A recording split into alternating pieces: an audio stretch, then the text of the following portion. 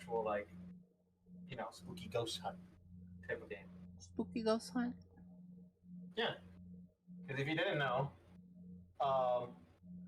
if you got a game over in Luigi's Mansion, specifically in the what was shown at Space World at the time, Luigi just dies.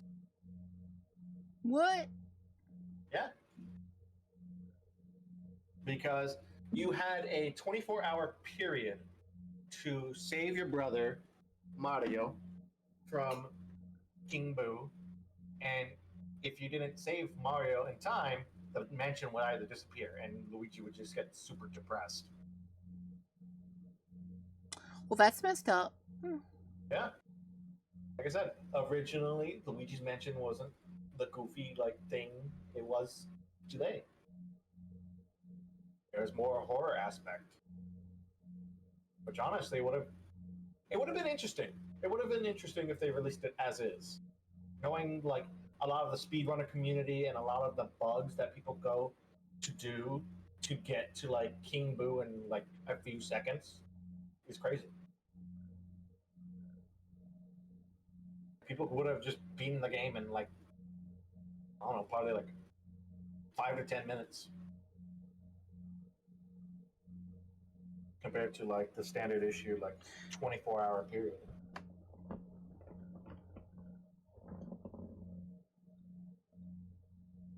How did you enjoy Sunshine? I hope so. But even though Eclipse may be over and done with, I'm sad it's gone again. Because I played this game twice already. Love that shit out of it. I will be playing 2001 at some point in the future. So there will be some more Sunshine. Just hope that, because I do have the Discord for Portable Productions, I have to check in there at some point to see if anything has been updated to a newer version.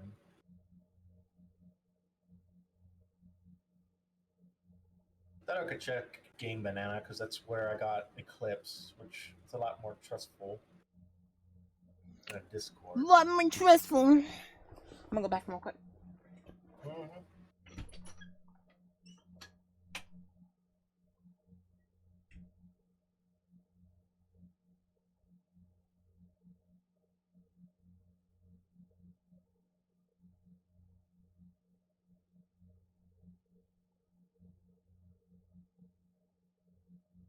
Check out Game Banana.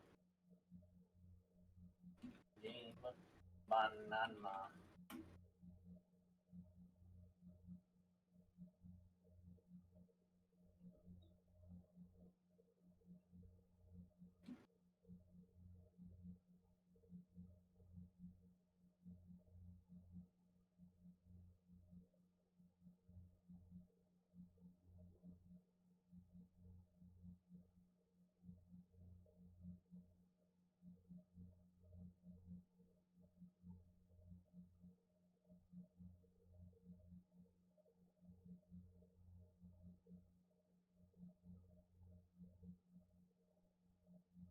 $11. Service really shit.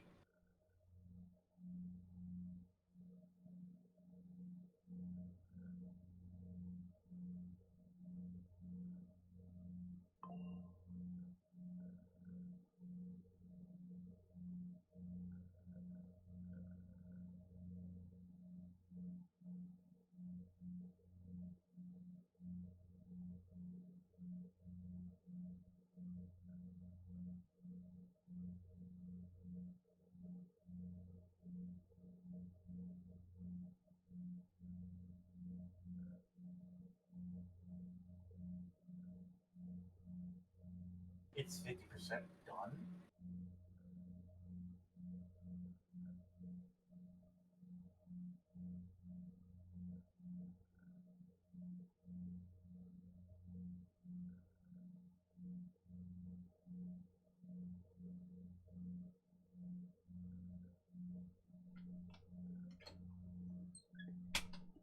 Alright, chat.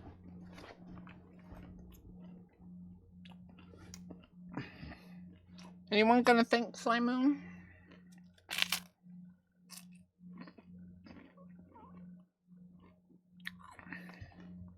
Also, there is an interesting thing. What? There's a new development. Because I didn't know of its existence. Well, I can say somewhat. I've known of its existence in some way. Okay. I'll send you a link to it. Yeah. Because you said you haven't played Luigi's Mansion.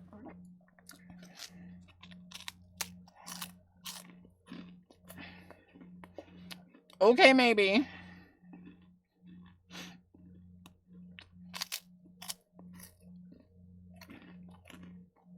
This way, we could both play the game. Because the same thing goes for Sunshine. There is a 2-player mod for it. Okay.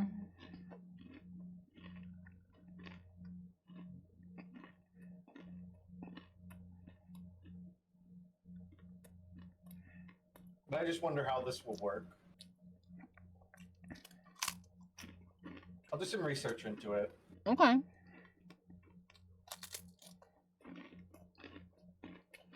Yeah. Don't forget to say thank you, guys.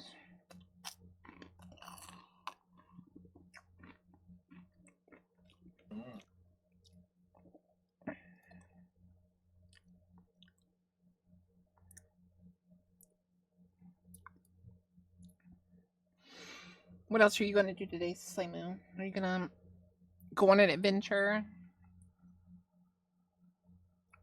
Are you gonna fight through a castle to save Oni?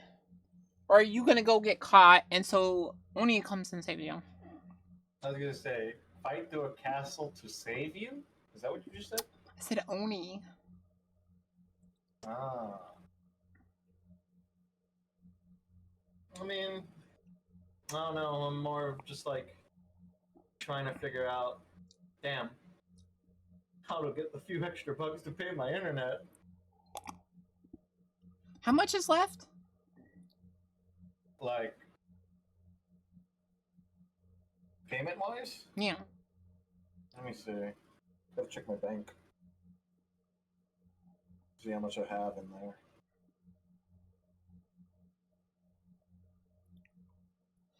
Yes, we're playing Limbus, chat. Yes, we're playing Limbus. 'Twas promised. That was the wrong password. Okay. Got so many passwords across the multiple things. A lot of my passwords are very similar.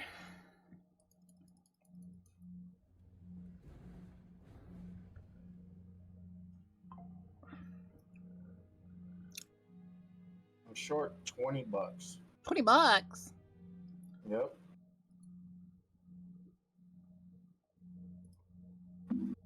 Maybe you get 20 bucks by the end of the day. I hope so. Hope so.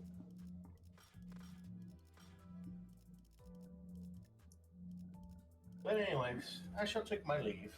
Okay, Samu, have a wonderful day. Yeah. You too. See you for whatever we do Thursday. Yeah. And don't, if you want to, you can join us Wednesday for repo. Fine. It's very much the key factor of it. Time is a factor. Because Ash also has stuff on Wednesday for. True. So it'd have to be like somewhere early in the morning. I don't know. It can't be evening because that's when we play a game. Ash, I, and the boys. The boys can Boca join? You'll probably be still tired. As for you. True. So I don't want to keep you up. And I don't even know what we're doing in the first place. Like, I don't know if we're doing Mario 64 co-op again, or if we're doing like some other game. I will figure it out before Thursday. Anyway. guys. Goodbye, Roga. Goodbye! Okay, guys. Hope you guys enjoyed that. Thanks for the Eclipse, and Slimu should actually join you for Limbus next time you do a main canto. Would be hilarious if you guys did the voice acting together. Oh, that would be pretty good. I might ask him about that. Oh man, can't believe we had to get off the bus here. But if you guys noticed, we do have Shield Ishmael now. I had saved up enough for her. Oh Lord, VA work. I'll pay you whatever that video ends up making. If we end up doing that.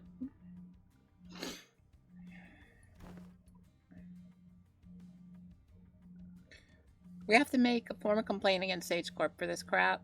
What the hell were they thinking? Doing shoddy construction work at the entrance of the highway that leads straight into the nest.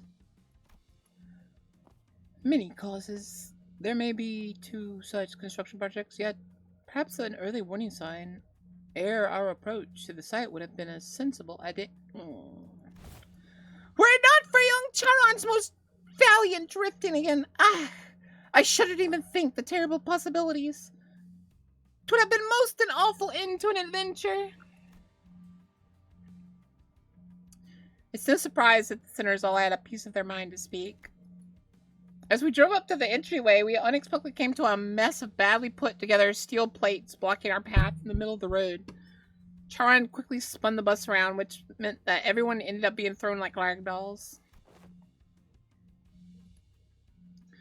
Good thing there was another road off the highway that leads into the city, right? I bet Charon would have tried to reverse gear all the way back to the last interchange. But looks like we'll be able to be going through all these winding alleyways to get to the nest. It's so dark in here.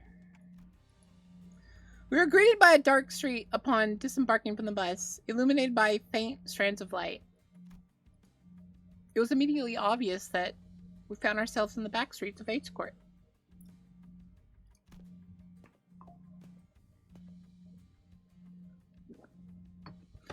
Looked pretty impressive from the outside, but it's no different from the other back street inside, eh? Yeah, it's a familiar sight. Gotta say, it's getting real old. I ask thee, the nest of the district, shrouded in such darkness as well? No, these particular sites are limited to the back streets of District 8. The back streets of this district weren't very different from the other ones we'd visited in the past. People hurrying through the street as if they were being chased by something, people scowling and glaring at the ground with some sickness or discomfort. Seems all too common in every corner of the district, of the city. There was one thing about this place that stood out among the other districts, however. They're kind of reminding me of the former G-Corp soldiers back at District 4. What? What do you mean? You mean those fellas? The growths on their flesh appeared too organic to be prosthetics. Some of them had odd protrusions or nodules bulging from their skin as well. Not at all, Manager Bud. Look, they haven't all mutated in the same pattern, like into an insectoid, for example. Well, I guess I should commend you for not looking at them through a biased lens. You're observing the aftermath of District 8's distinctive method of treatment. Oh, so this is where the rumors from that bluish healing ointment came from, huh? Apparently they can cure any flesh wound after just one night dressed in the bandages. It seems that certain misconceptions must be addressed. They are the variations of H-Corp singularity of the bolus. The bolus? She's likely referring to the medicines brewed and kneaded into ball-shaped pills. Correct. H-Corp, or Hongyon Bioengineering Group, mainly manufactures boluses that contain essences of treatment. Boluses may be gradually taken orally, grounded with water into a paste and applied directly to the affected area, or dissolved in water, soaked in bandages, and wrapped around the necessary area for treatment. I guess the rumors transform as they travel. Oh, I see. I was thinking about how they do things back at the K Court.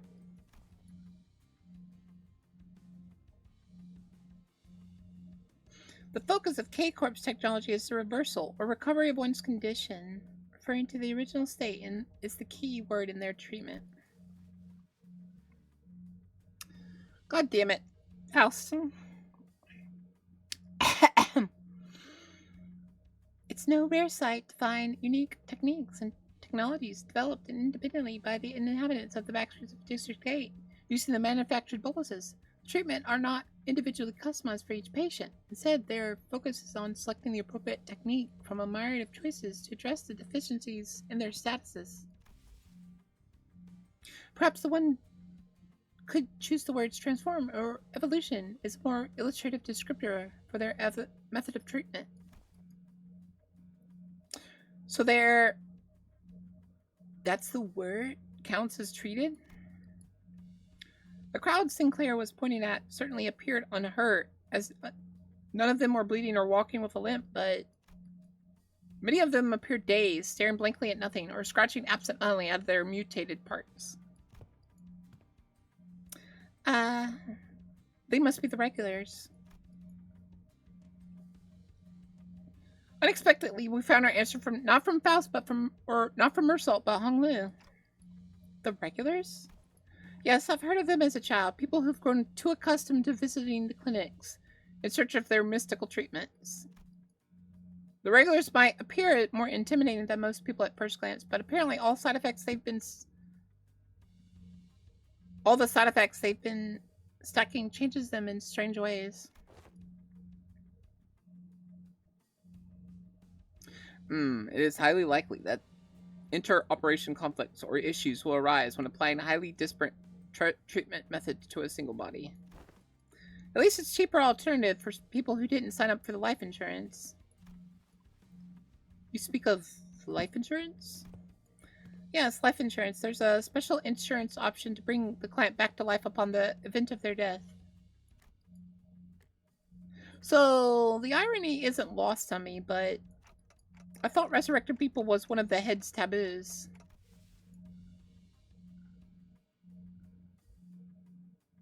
The head does not consider the revival via life insurance to be a violation of their non-resurrection taboo.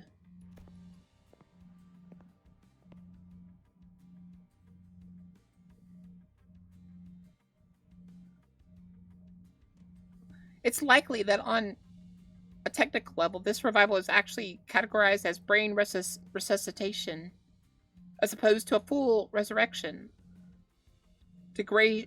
Degradation of its functions considered, of course. Another fatal downside of this technology is that, unlike the manager's clock winding, the subject cannot be brought back if their brain is destroyed. Also, there's a risk of significant losses in the process of information transference.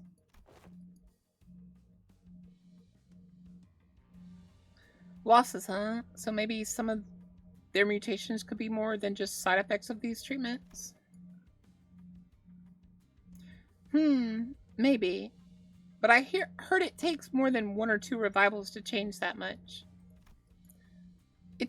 Since apparently people in the backstreets could never even dream of paying consistent insurance renewal rates, so after all, who would sign up for insurance if using its services could reduce them to such pitiful states? Yeah, they appear pathetic and pitiful to you rich bastards, don't they? You'll soon be in the same boat as them, so save some pity for yourselves. Identify yourselves. The stranger's voice cut through our discussion like a foreign instrument. We turn around to find a large group of people who are clearly up to no good. You must be the young master of that high and mighty Gia family, eh? I can tell just by looking at your pretty face. Your friends, Hong Lu? No, I don't. I haven't had much chance to get acquainted with people from the back streets, so nope. I've never met them before. Of course you haven't. Too busy living large, playing gods in a whole different world from us plebs, huh? Not that it matters. We're just here to take the thing you brought here for submission to the family hierarch evaluation. The what evaluation? Okay, there's clearly been a misunderstanding. There's quite a lot of them. We're not off to a great start here, huh, man? Actually, no. It'd be a violation of our office's core values to jump them like we're some common thugs. I, Shan, third son of the Triax office, challenged Gia Bayu of the Gia family to a duel. Our wager will be the winner can take anything they want from the loser. Wait, what do you mean a duel? Duel? I have heard tale of the duels of the honorable fixers of the Qing clan's Eastern Branch announce their intent to duel by stating their affiliation and name instead of casting their gauntlets. In the pamphlet that young Ishmael had presented before me earlier presents the truth that Triax office is indeed an office of the East. That they are indeed of a lesser quality. 'Tis a true and genuine accurate depiction of a duel that we behold. So it's just a fancy way of saying 1v1 me, let's go, isn't it? I mean, this guy doesn't look tough. What do you think, Faust? Agreed, this individual does not seem to possess any particular exceptional skill that may pose difficulties for Hong Lu. I think it's going to be okay. I'll be back in a minute, Dante. Are you sure this is okay? I don't think you're going to lose against him, but you know, just in case. No worries, I have some childhood experience with duels myself. I've done about 10 of them, I think. So the rich boy's dabbled in some duels, has he? I think you misunderstand. I meant to say that I've done about 10 of them a day. Oh, but grandmother sometimes let me skip them, so it might have been slightly fewer than that on some days. Well, what? I Hong Lu of Limbus Company. No. I buy you of the Gia family, except this duel. Hong Lu stepped forward confidently as the opponent was processing what he just heard. Basically, man just challenged a challenger level duelist. For a moment, Hong Lu stood there in a stance that did not express even a hint of aggression, before curiously cocking his head to the side. Sorry, are we waiting for something?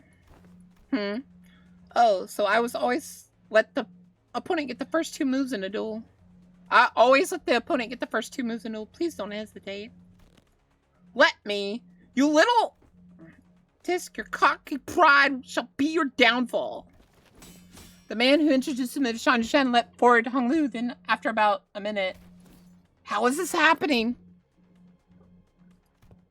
Unlike Shan Shen, who was throwing punches with boiling hot passion, Hong Lu was effortlessly gliding between his opponent's strikes like he was out on a picnic.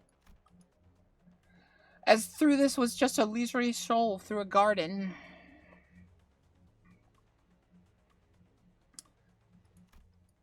Whenever Shan Shen threw a punch, Hong Lu redirected it to the side with ease, the first only grazing his clothes. We were mesmerized by the feathery light movements of his hand and feet that effortlessly glided through the air. Until after one blink and you'll miss it moment, we realized that Shan Shen was already face down on the ground, defeated. Huh? Hong Lu, has thou been concealing thy full strength in our presence? Oh, no. I wouldn't say that. I always put my all into every fight. And yet, to defeat this foe so sadly, to dance with such grace between his strikes is just as through thou art dueling someone whose skill may only measure against a child's. But most of our fights happen in environments with a lot of variables, and we usually fight against enemies with all kinds of unexpected weapons and powers. You read him. Already familiar with that fool's moves? Oh, yes. One of my Biwu instructors used similar techniques as this gentleman here. Practice makes perfect, and perfection makes an expert, right? I'm telling ya! I love Hong Lu. Right, but I'm not sure if that was entirely relevant here. Well, anyway, looks to me like you sadly kicked your behind in this duel. Let us through, why don't you? And preferably not do the whole thing I think you're about to do. This duel wasn't overseen by a notary office anyway. And our employer's not gonna let this failure slide if we just leave. Don't just sit there, move your asses and jump them! Pathetic. I can kind of see we're becoming experts at getting jumped. With the bitter cry of defeat, his gang rushed towards us. And unfortunately for you, my entire team is your police force. With one very scary vampire.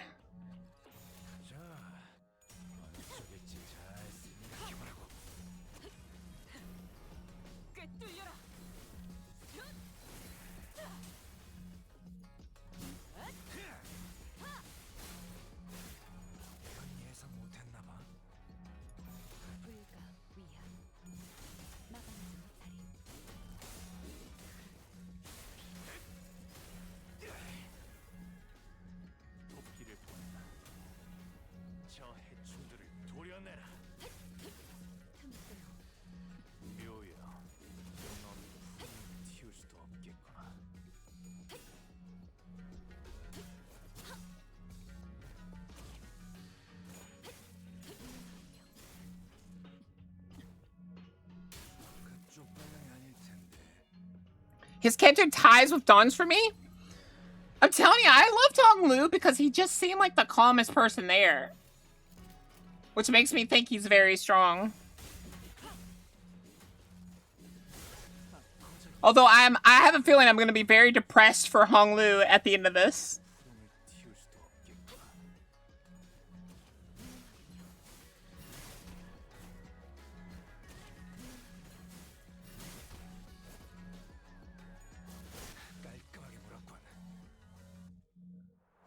But we're going to be fighting the Heishos, aren't we?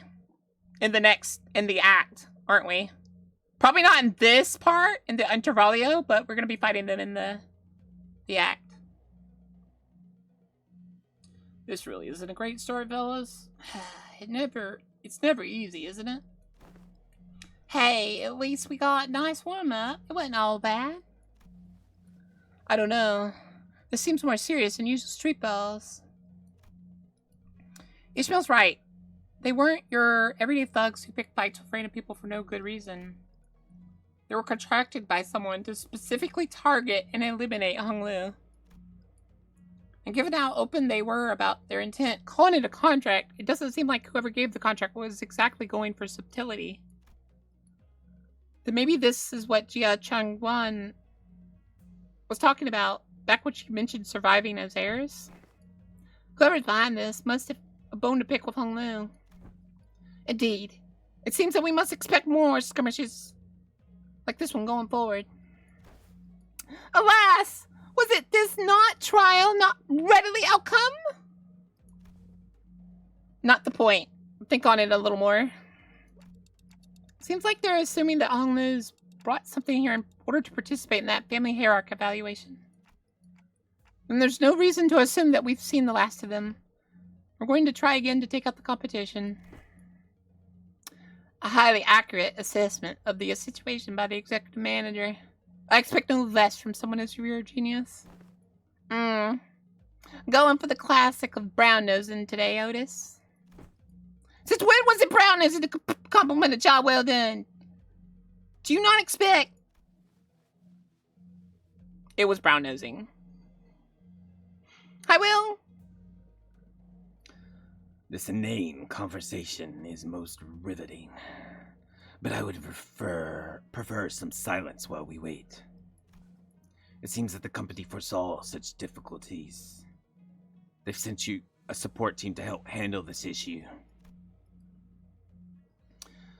We heard voices coming from behind us, from where Burgos pointed. My, you guys still haven't learned how to stick to the plan, have you? It really threw me off when I was told to meet you in some back street locations away from our agreed rendezvous point. A familiar voice, a voice we could not forget. Son! Don't y'all dare tell me she dies! Been a while, everyone. Hi, I'm here too. Pilot!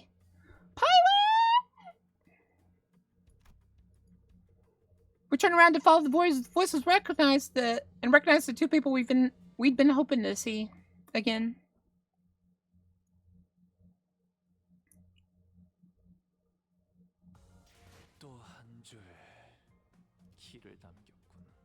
Look at that, 36%. With cheese right there.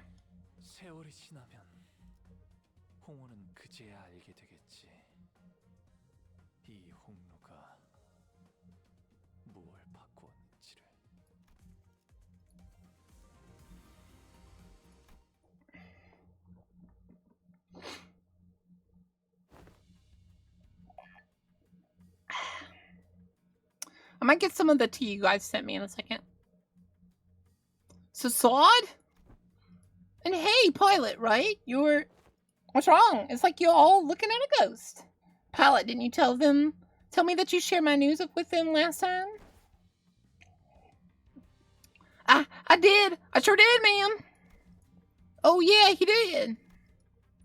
The sinners each recovered from initial shock of seeing them again. As soon as their faces began to bloom with relieved smiles. Well, good to see that things haven't changed much around here. Sod, we're glad to see you're okay. Tick-tock to you, too. Good to see your gears are turning just fine. Smod smiled with a familiar grin. She did not seem to have changed much since the last time we met, save for a few minor differences. Her outfit and badge, for example. Last I recall, you were promoted, yes? Allow me to congratulate you. Yeah. Or the hints of melancholy hanging from her smile and flickering in her eyes. Hey! I'm merely congratulating her on a promotion and offering a recognition of her excellent accomplishments. I don't see your problem is here. We all know the meaning that promotion carries. Indeed, it is very profound. After all, what meaning is there in a promotion attained without spilling some blood? I'm telling you, Otis is pissing me off sometimes. Hi, Gago! Let me ask you something then. If everyone behaves like you do around here, tiptoeing around facts, keeping a hush about what happened, where's she going to get the bare minimum of recognition and consolation she deserves? Hush, hush. Would have been nice. I've even overheard some of them whisper that I let my partner die just so I could snag a promotion. So in that regard, I appreciate that, Otis. If we're being technical, I did die, except my brain was intact. Not even K-Corp's regeneration amps could revive me if it wasn't. Did Effie also? Apparently, they went right for Effie's head when they stabbed him with a prosthetic. According to the coroner's autopsy. K-Corp, ampules, life insurance. Neither of them can revive someone with a damaged brain. It is what it is. Anyways, let's not dwell on depressing stuff. We're here for work. Let's get some work done. So let's talk about work, okay, Pilot?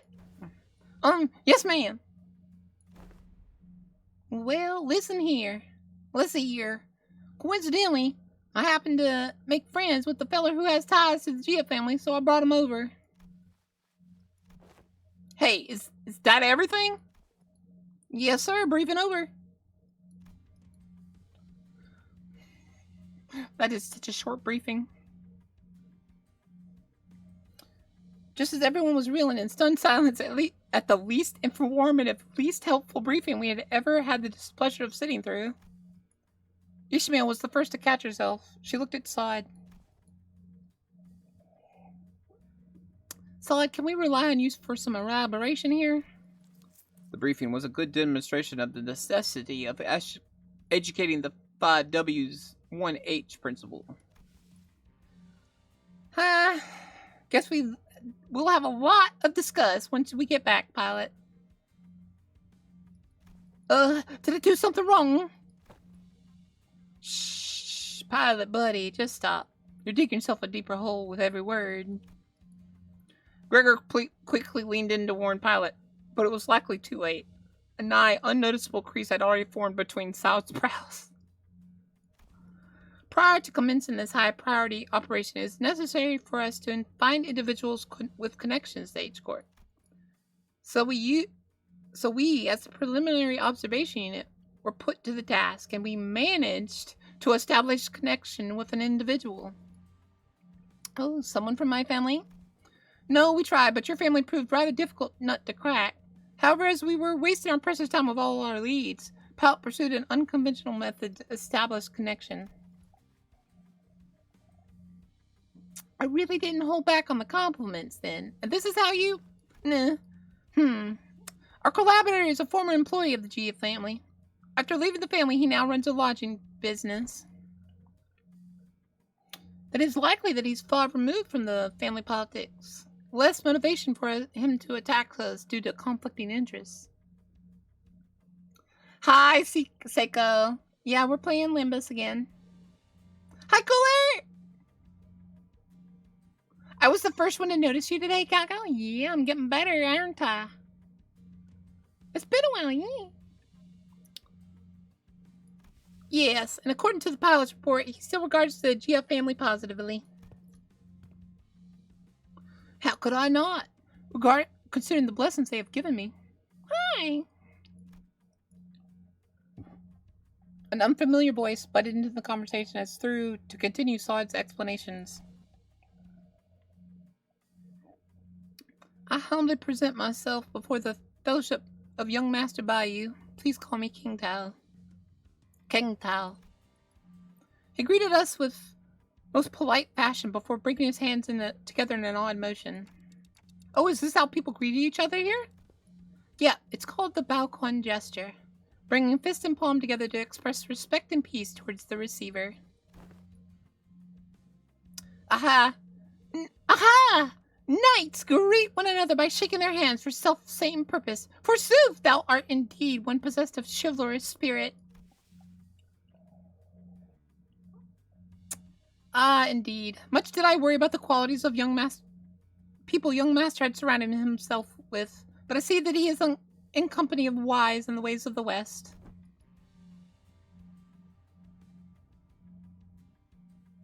I prostrate myself before the vast width of your knowledge. What grand generosity it is to open ajar the waterways of wisdom to quench my barren lands. Something's familiar about this. Nah, she's getting less and less verbose with bootlicking these days. Not like this guy, for sure. That's true. He's kind of like, how should I put this? A bit much. What are you guys talking about? Communicating only by the sound of a ticking clock. This is something I'd already known ahead of time yet. What a most curious exchange to behold in person. Brief this journey may be, yet I find myself thoroughly entertained in this society. Ha ha. Maybe it's the subtle sprinkle of disrespect that reminds you of the usual flavor. Wait, this is about me? You dare! Ahem. Was all that bootlicking she did supposed to be a source of pride for her or something?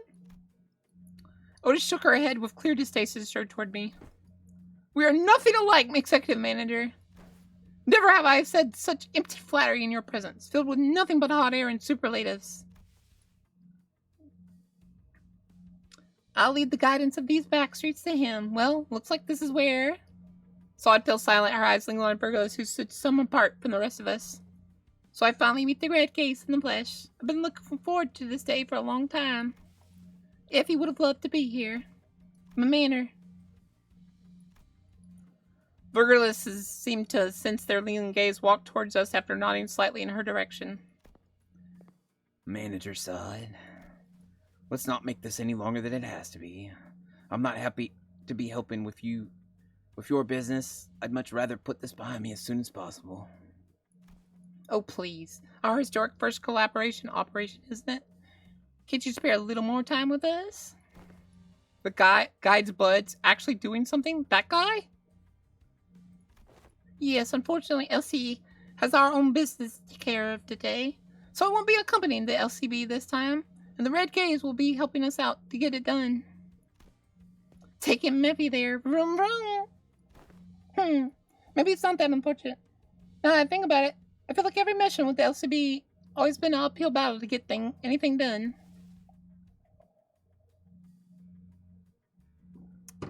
Well, you see, back then we were just messing with you. I'm sure we'll have another chance to work again. Boss, we don't got much time. Wait, before you go, I think you owe some explanation, Burgess. I will leave the details to Miss Faust. I am quite busy. Very well. I mean, very well. You're playing Peak? Will you play Peak with young? Burgess turned around and left towards Mrs. Stopfleece with an oddly disgruntled expression. Well then, I'll see you around. Next time I'll show y'all. I'll show y'all that I can carry my own weight. You know, oh boy, last time I bet, I really was so darn pathetic. Pilot, confidence is shown through action, not words. Slotted Pilot gave us a light nod before following Burgess. Well, at least I know they're safe. Some sitters open their mouths to speak, hesitate, then close them again. We let them go without a word.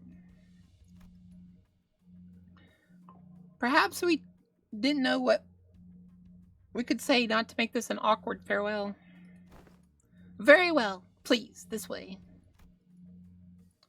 Or maybe we were simply mindful of this guy who's responsible for the quality of our stay.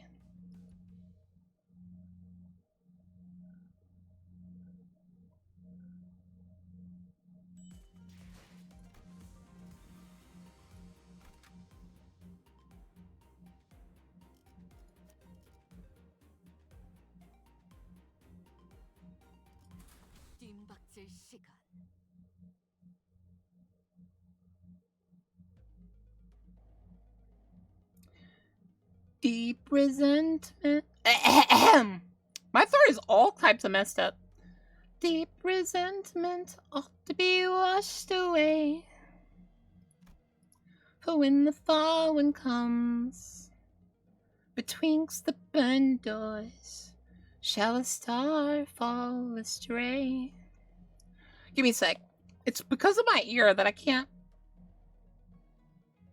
tell if I'm... What the hell?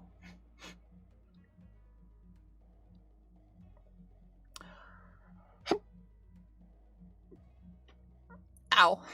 There we go. A little better. I had to pop my ear a little bit. It's still a little swollen, so... warps my voice and everything. For when the far wind comes, betwixt the burnt doors, shall a star fall astray.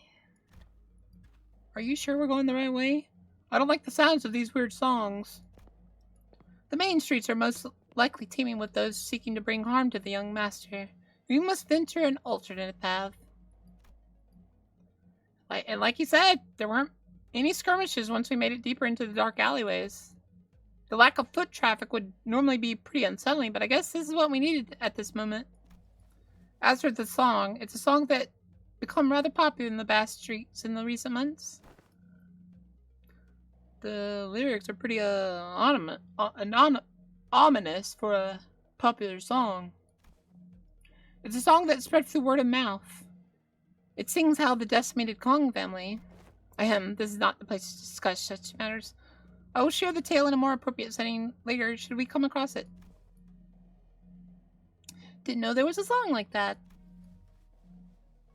Is this the first time you heard of it too, Honglu? He's a posh kid from a posh family. I doubt he's ever set his precious feet in the back streets. So it's no wonder he's never heard anything like it. I have been to the back streets before, but Heathcliff isn't wrong. I did spend most of my time in my room. That is precisely because you are the most treasured one of them all, young master. Much like how the jade, of the greatest worth is to be cherished, prized, and hidden in the deepest depths of one's coffers, where none shall reach. I'm like him. Is she gonna get a retrospective and be a lot better after this? To a lesser degree, particularly as of late. So that guy used to work for the Gia family, huh?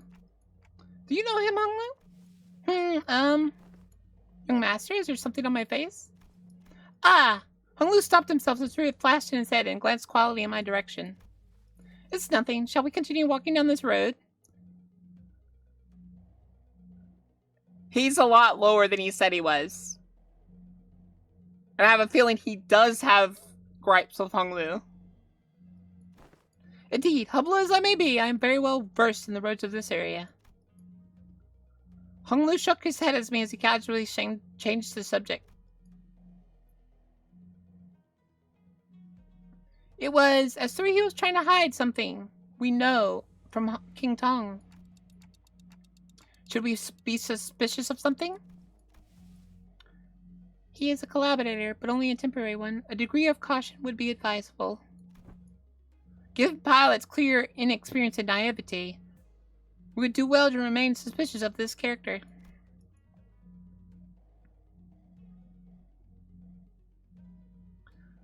Faust and Otis approached me as Honglu was nodding along and chatting amicably with our guide. Well, looking back on our journey so far, I think we learned our lesson blindly trusting every collaborator we come across. With this growing mistrust in mind, I slowly made my distance from the guide before asking Faust the burning question. So what was that about back there with Virgilus? Something about him going off to help them out? The consequences of his actions at Wuthering Heights. Oh. His actions were a violation of one of the more important items in his contract with the company. He's simply taking responsibility for the breach of the contract.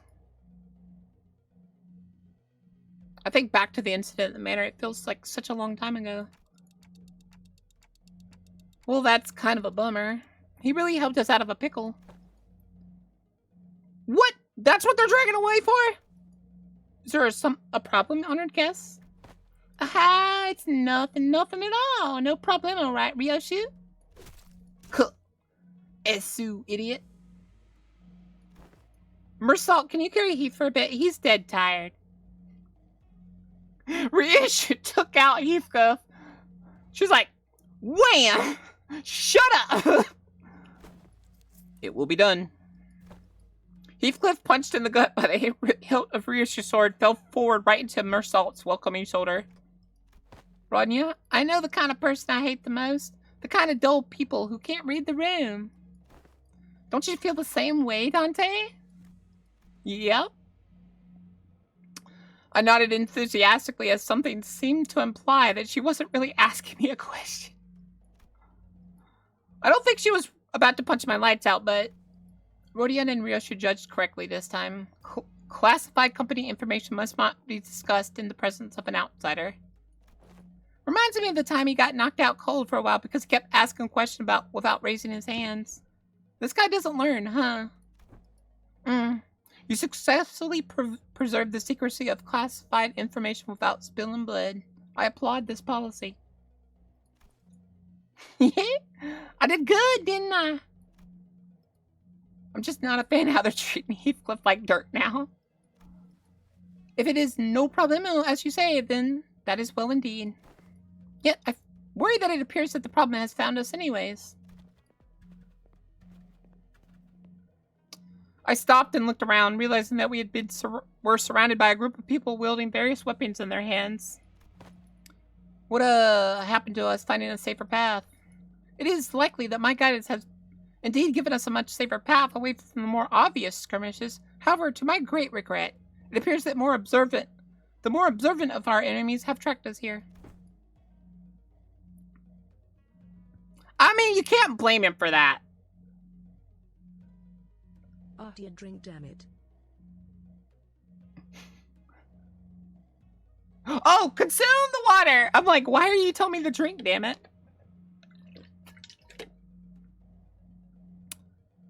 Damn it! If this is what we're...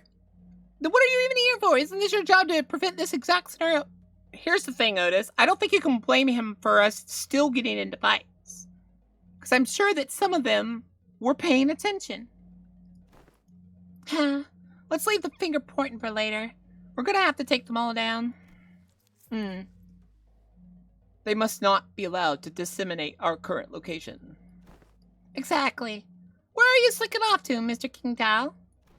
I must regrettably and humbly say that my talents in war are terribly lacking. So I intend to become scarce for a moment. Yet, I have the utmost faith in the strengths of our young master and the honored guest in overcoming this adversity, so... King Tao was already standing so far from the front lines he was practically hiding behind me. Faust, anything you can tell us about these enemies? No, but a consultation with the Grinchillith seems necessary. Gesellschaft seems unnecessary. If we were to determine whether negotiating with them is an option. They're coming. Mersault, wake Heathcliff up and set him down. It will be done. I love that Heathcliff is like a robot. They just go, wham! Turn him off. Wham! Turn him on.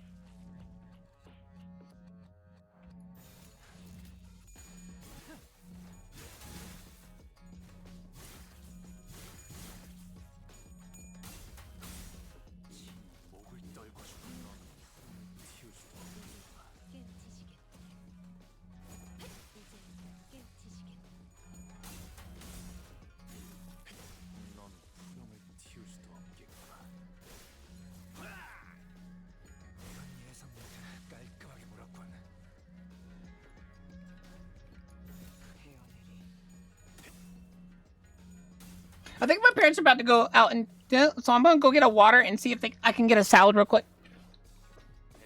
I'll be right back.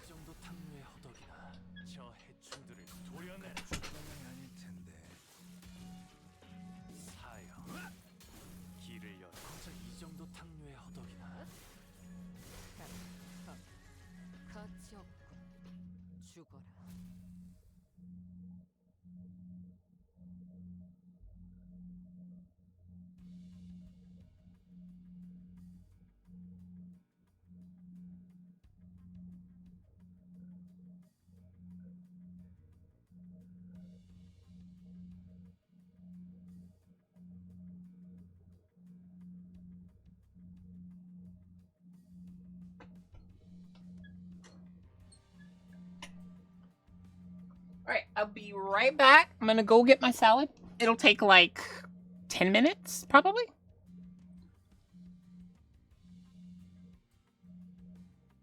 You haven't had a salad in your life, Gal Gal. If we ever live together, I need to start making you salads every day. You're gonna be the healthiest galaxy in the world. Alright, I'll be right back. All of you behave. Don't kill nobody. I'll be back in 10, 11 minutes.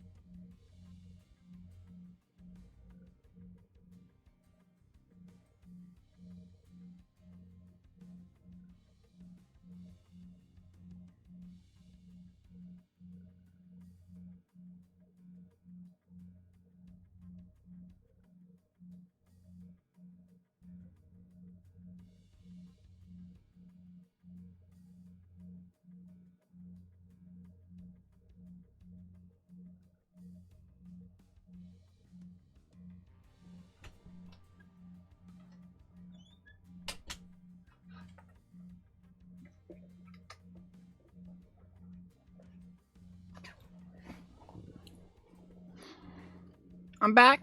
Let me go get water.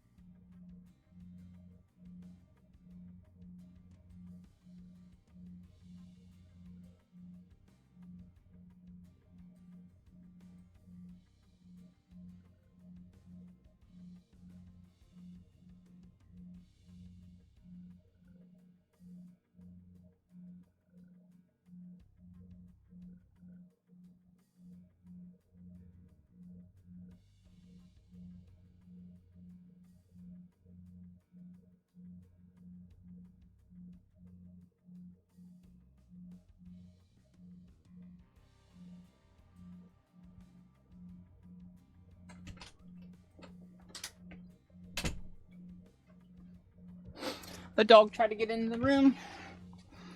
Booga's back. I am back. I didn't get to my salad. For whatever reason, the place we go to doesn't have salad anymore. Who would have thought? But instead of salad, they put part of the salad on top of a bed of rice. Like what? Hello? Confusing. I guess not enough people were eating the rice.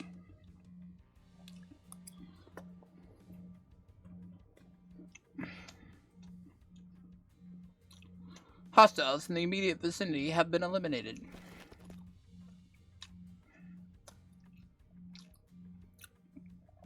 Our collaborator, who had been hiding from the battle, quickly ran up to our side as soon as the fighting ended. Are you unhurt, young master? Yep, I'm totally fine. Of course, our honored guest's martial skills were all exceptionally brilliant, but young master, your light was the brightest even among the incandescent. This humble servant could not hold his tears as this wondrous sight. To witness such excellent martial arts from none other than the young master himself. What an unexpected surprise.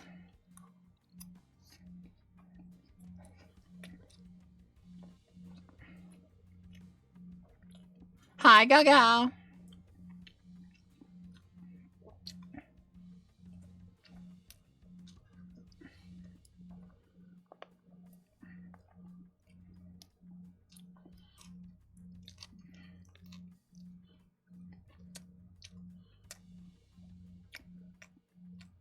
The beans aren't that bad, though.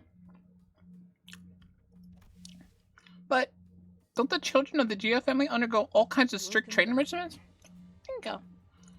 Strict training regimens from childhood? Ahem, it was simply an assumption of the young master had ceased his training once he departed the family.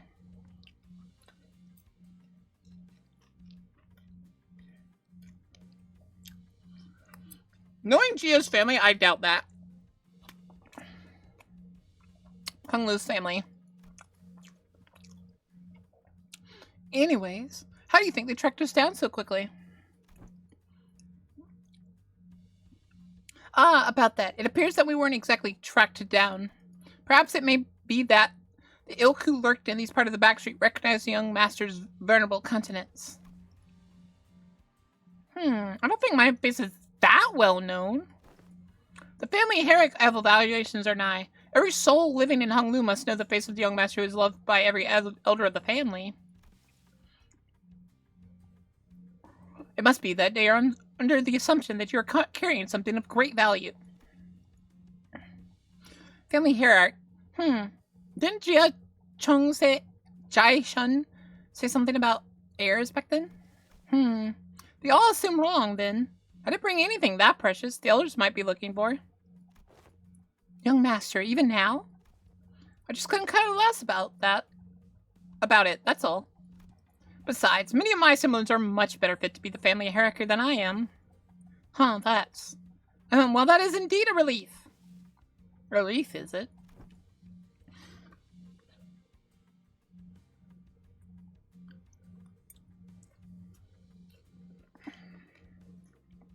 I'm trying to think. Is he trying to get the item through, like, being really close to John by himself?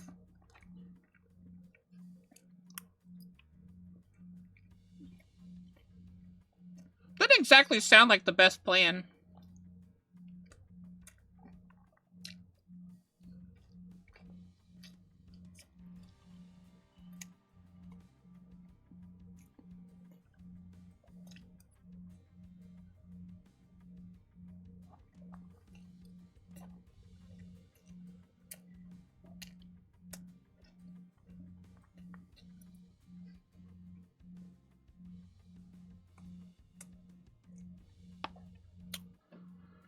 Ah, well, but of course. It's a highly dangerous endeavor to partake in the Herrick's evaluation, so it is of great relief to know that the young master is not putting himself in unnecessary danger. Thank you, Will. Hi, Yui. I guess that could be a relief of sorts. Sort of. Well, now that we took them all down, there shouldn't be any more on the way, right? Greg, can we not jinx ourselves for 1 second? Heh. Why are you laughing, Roshu? Now I'm worried! Please, do not concern yourselves any further. We will take an even more clandestine path. I guarantee safe and easy passage to our destination.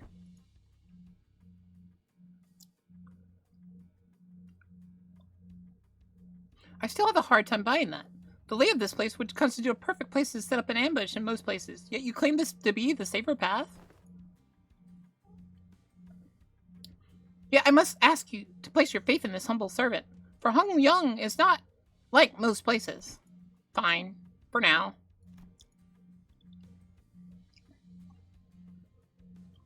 Then looked at Ishmael. Hey, Ishmael, you must have a pamphlet of this place handy, don't you? No way, you're actually going to read it? Why else would I ask? No, I mean, how could I not be caught off guard after almost a whole year of getting brushed off by everyone? Every time I pleaded with them to read the damn pamphlets, like hell. Did no one think to? I will find my own intel if you're just going to ramble on with your grievances. Okay, fine, here it is.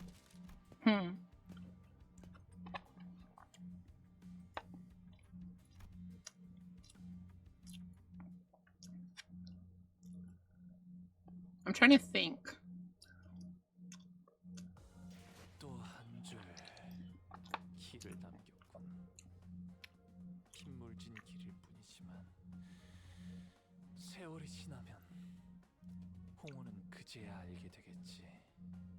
I gotta say, I love his voice lines.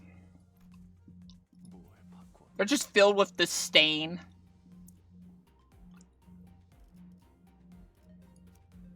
Alright, we're gonna change it to that. I wish someone had the support of one of these characters. Wait. There's that guy.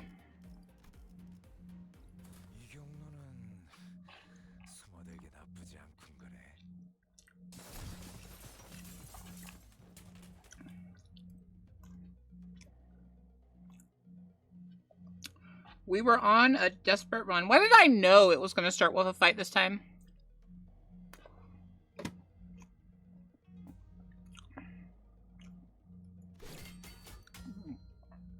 All the while fighting off hordes upon hordes of enemies. What happened to safe and easy passage? Explain this shite. It appears that young master's radiant countenance has been made well known.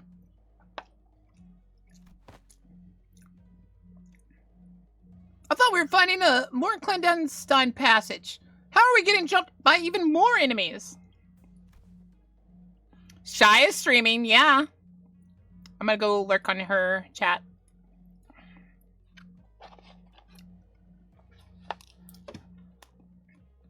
Give me a second, guys.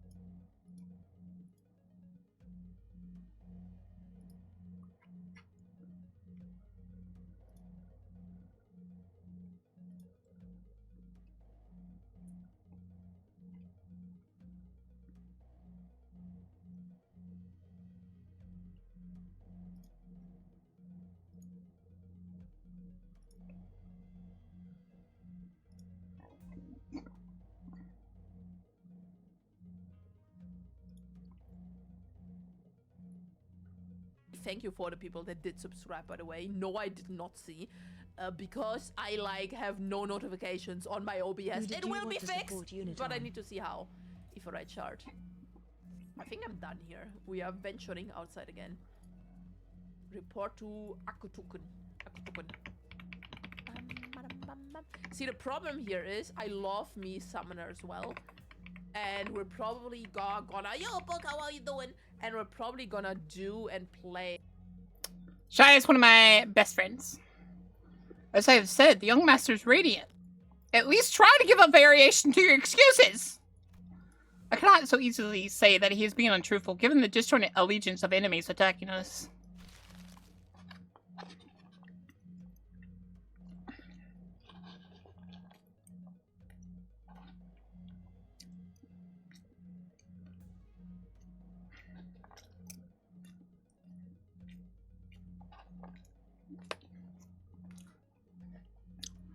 Well, I got one this time, but I'd want someone besides Dawn, because sometimes I might use Dawn.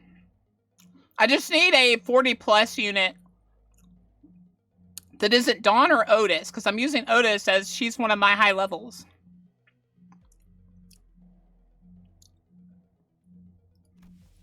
For people without a clear allegiance to attack a member of the JF family. Looks like everyone in the backstreets has been getting pretty plucky while I was away. Back then, I couldn't even catch a glimpse of their faces. They'd all be on their hands and knees whenever we walked past. Ah, what a wonderful change. Oi! Shove it! Shove that wonderful change up your ass, you bloody loon! How much longer till we get there? My Kazahan is near. Calm your worries. Our god seemed oddly calmer now than he did at the beginning of his journey. Did we really get numb to all the violence that fast? Or... what's a Kezhan? It's a term commonly used to refer to taverns, inns, or equivalent places of lodgings in this region. Lodging, huh? Like a hotel? Huh. It's gotta be pretty fancy then, huh? Do they, like, complimentary snacks and drinks like the warp train? Not sure about that, but it seems like Kazans also serve alcohol and food alongside their lodging services. Maybe we could get a meal there. How about we won't be attacked? Hopefully we won't be attacked by enemies like this.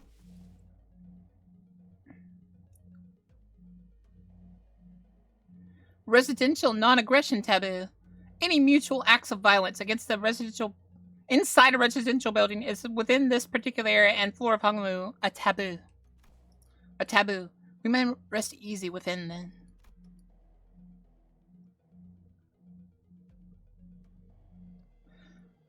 I saw Faust's eyes slightly twitch as though she had just heard the most ridiculous thing, but I guess I'll ask her about it later. Guessing there's no taboo. Phew, man. If this is some kind of family hair or family head selection contest, why couldn't they save it all this fighting until then?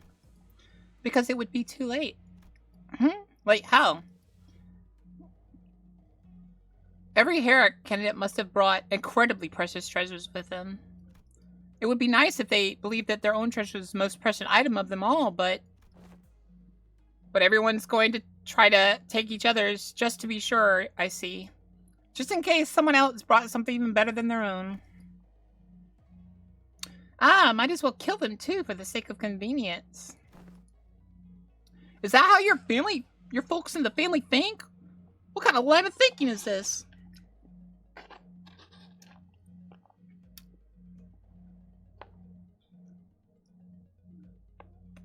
I mean, this bowl was alright. I don't think it's something I'll eat again. But it's alright.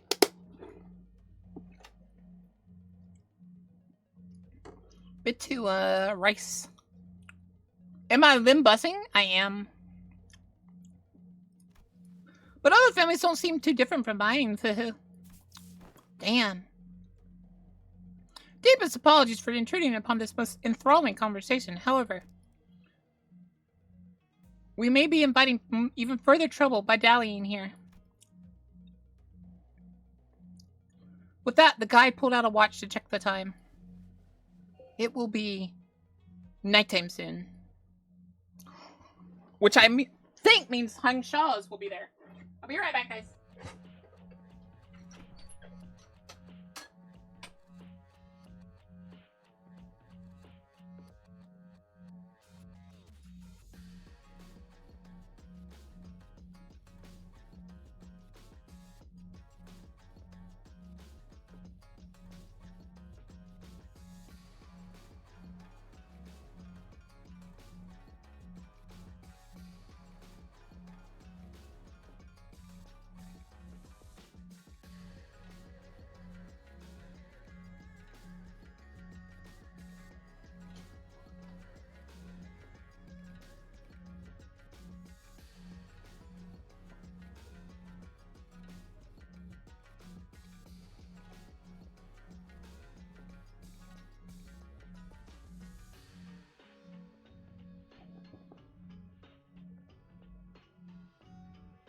Get out of here.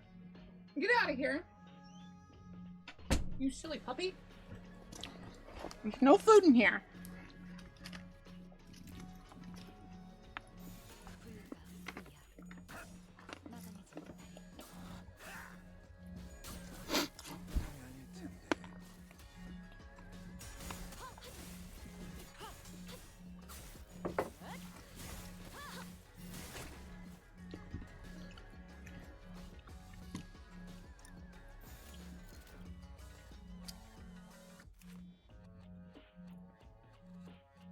Interesting.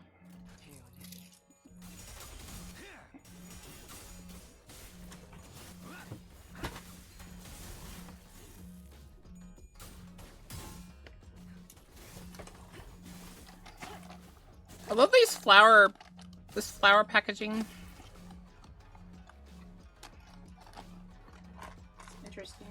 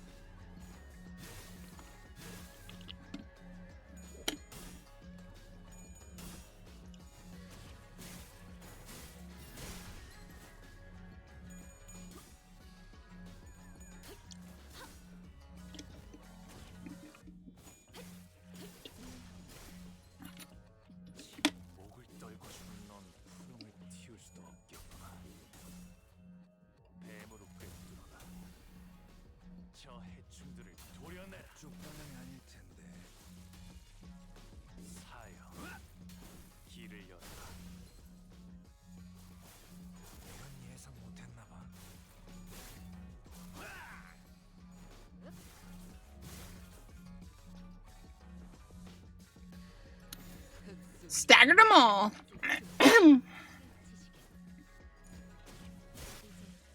I know about the horse hung... The horse unit. Does he actually have a horse, though? Or will he be able to get on a horse like... Heathcliff? Now, here we are. Ha ha. Is this the place?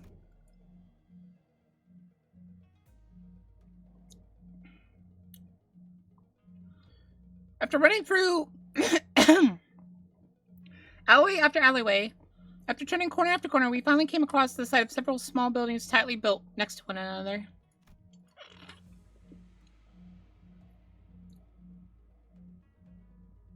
At the center of them was a building lit with red lamps adorned with a door plate with complicated-looking letters scribbled over it.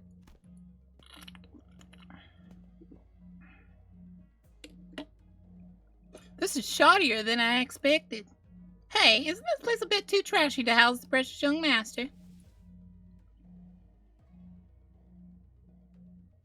That is not our building. Please, look this way to see where your honored guest will be staying the night. I knew it. I heard so much about Hung Lu, about all the splendor, all the... Huh?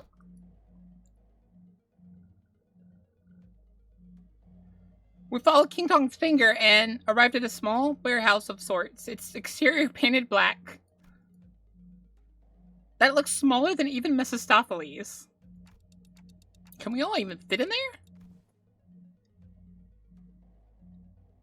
Hey, that place looks trashy as heck, even for us, let alone young master.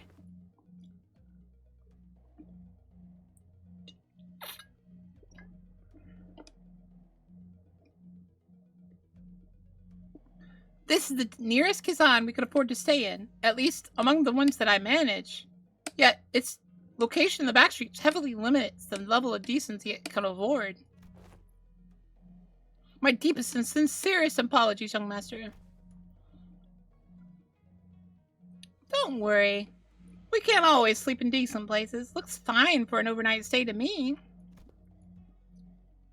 Are you nuts? Can that thing even fit us all in there?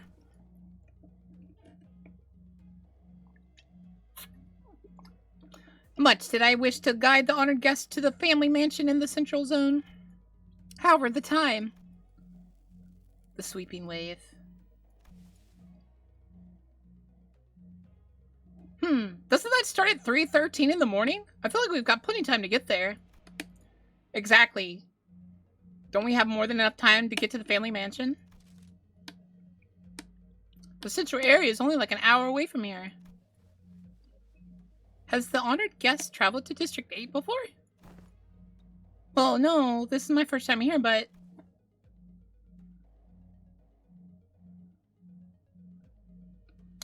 Then one must ask how the honored guest could claim to have the full understanding of a place merely by flipping through a book, which he hasn't contended with it in person.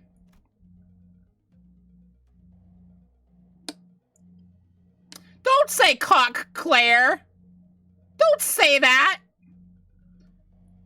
Shame on you!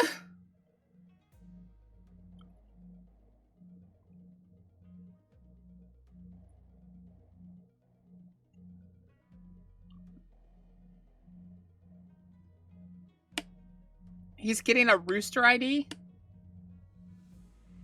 Oh, they're based off of, the Zodiac, right? Rooster, horse. We just got the dragon, which was Hung Lu. The rabbit was Ryoshu.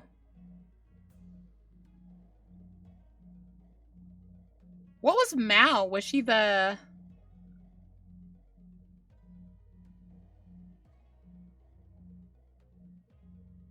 Oh, there's gonna be a different person that's the dragon? Mao is hair? Okay.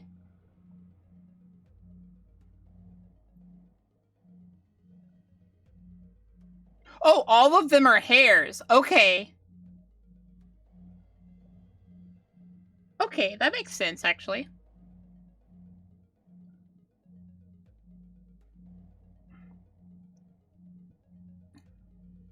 Innumerable unpredictable changes await in this teeming jungle of buildings, the ever-shifting structures, the constantly changing paths, ambushes from foolish yet vicious syndicates, or even offices of the backstreet. Oh, we are beset by danger from all sides.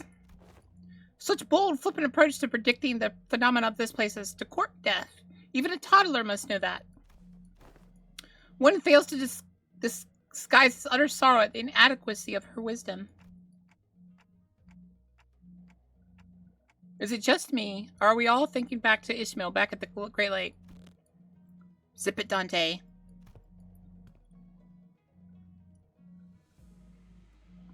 But if the guidebook lists a path, does it not imply that it is technically possible to reach there in time? Suddenly took a step forward. In her hand was the H-Corp travel pamphlet that Ishmael was talking about.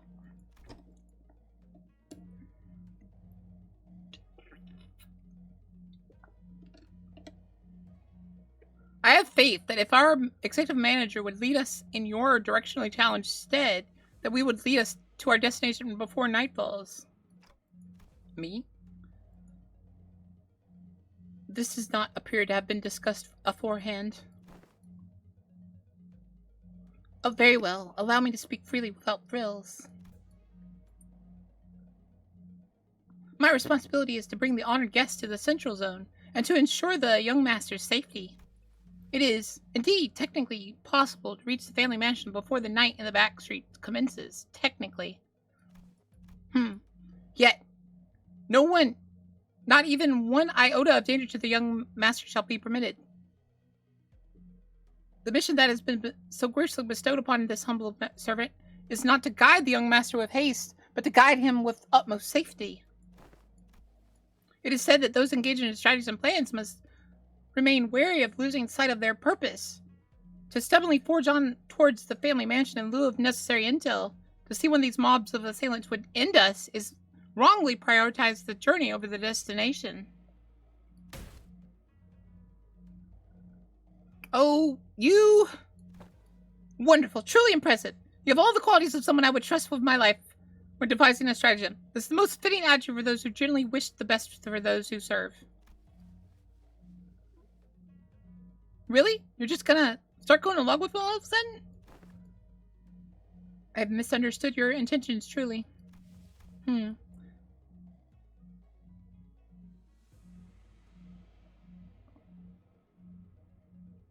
You guys are messed up.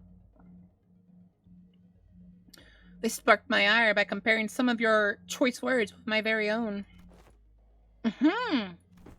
Yet now, my eyes have been opened to the honest loyalty that lies within your heart. Ha! This humble servant did not imagine even in his wildest dreams that there would be someone who understands the fathoms of his loyalty. It seems that the young master certainly has gained allies and fellowship. This is cause for much relief in my heart. Ha! Listen to him. This one knows how to jest.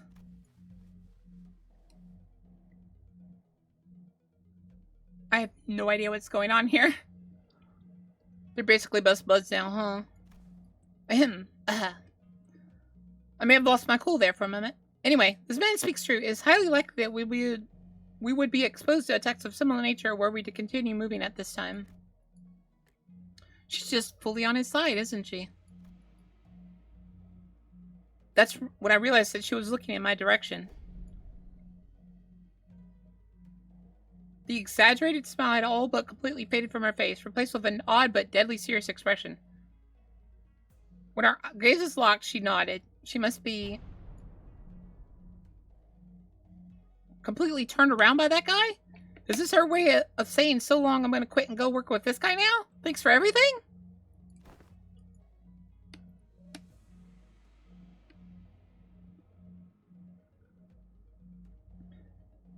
And as for this hotel, it seems it is still much better than sleeping in outdoor tent barracks. We should be able to relieve ourselves of some fatigue here before moving on.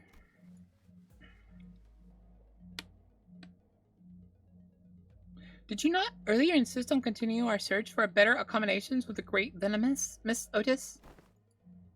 Yeah, whatever. We get your point. Let's go inside. My humblest self can only behold your generous acceptance of this insufficient lodging with the deepest gratitude.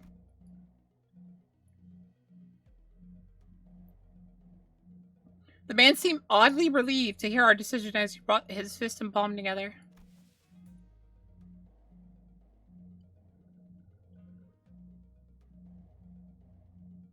Architecture of today mustn't be judged with haste merely by the observation of their exterior.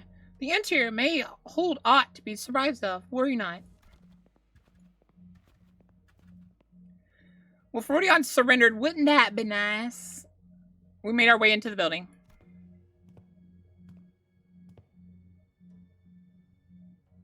Oh. This actually isn't so bad. It's clean in here.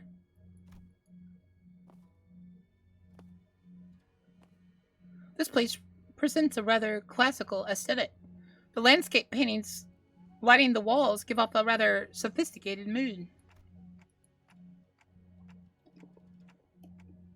It's much more spacious inside than it looks from the outside. Did they use some kind of space expansion technology in here too?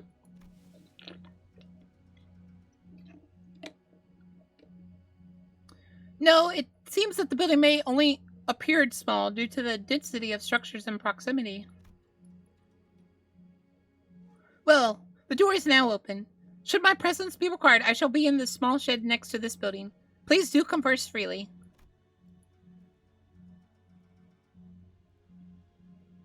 And quietly excused himself as the excitement among the sinners began to grow.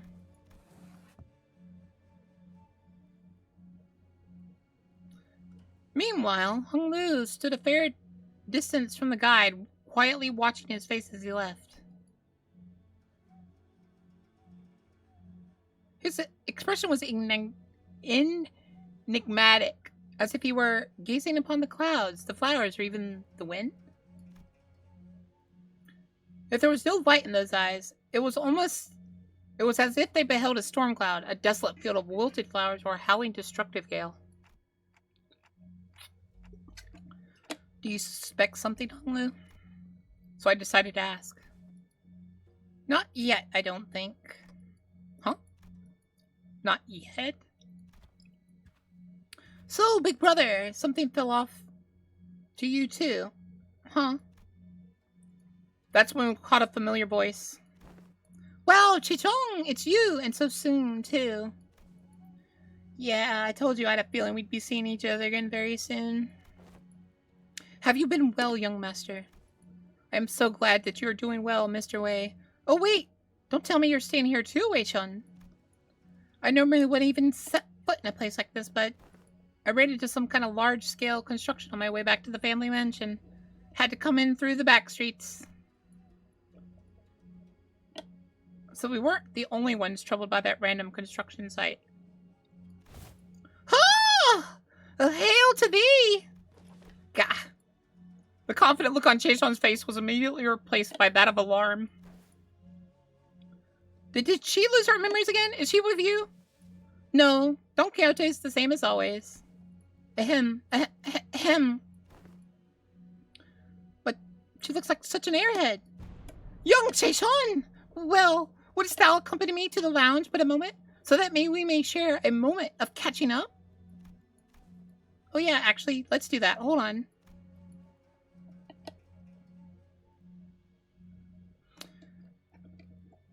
Gia Chaeson seemed to hesitate for a moment, staring at Don Quixote after hearing that her memories were intact, before walking right up to her. Like that idea, shall we? Wei, why don't you go and find a room for me to stay in while I talk some things out with her? What? You want to do some catching up, right? 'Tis a manager, Esquire! Loss of critical personnel may be cause for disciplinary action, Dante. I don't think there's anything wrong with making friends, though. Looks like Chaeson really likes Don Quixote. If she's comfortable enough to tease her like that. It's not like Don Quixote she likes. She obviously just wants Don Quixote's power she saw back then. my lady. This is hardly the appropriate place for it. Fine, I'll try again later. Go get some sleep. I'm heading in too. Jae-chun sighed with a bit of disappointment before heading into the lobby. Well, let's all head inside now. So I and the rest of the sinners followed her into the lodging.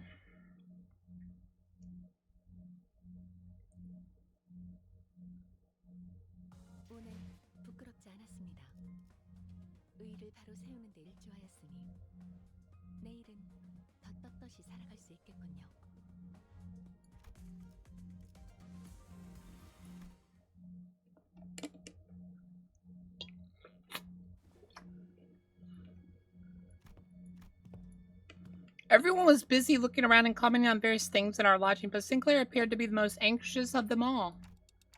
Sinclair? So something in here stands out, like, imagine an ideal picture. Did you call? Oh, I missed that joke you sang. That's not what I was... I'm not... Anyway, am I the only one who feels like something stands out like a sore thumb from the whole picture? Oh, yeah, glad you brought it up. I didn't say anything because I thought it was just me. Runya. So what's so off about this place? Isn't it obvious?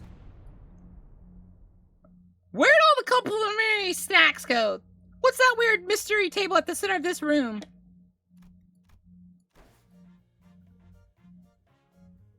Huh? What is... That is kind of weird, though. What's that table doing here? Its saturated colors are quite the pleasant sight to behold. So is it any better? What the hell's that hideous table? The kerfuffle sparked by the particularly unsightly piece of furniture calmed somewhat once everyone made it inside the building. Of course, no one was able to discern the real purpose of that table yet. Every step of the floor leaves black residue on the shoes.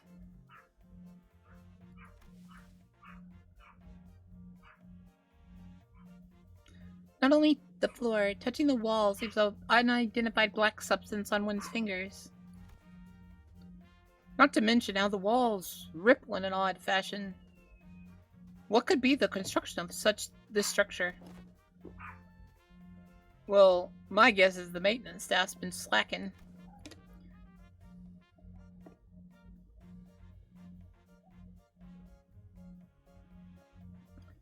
Maybe, but why is everyone so neatly organized if that's the case? I've been to enough seedy establishments to tell when a place has gone a while without a tidy up.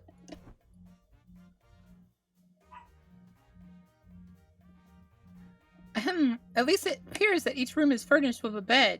While this is far from optimal, executive manager, we may be able to rest here. Huh. They really didn't have time to clean up.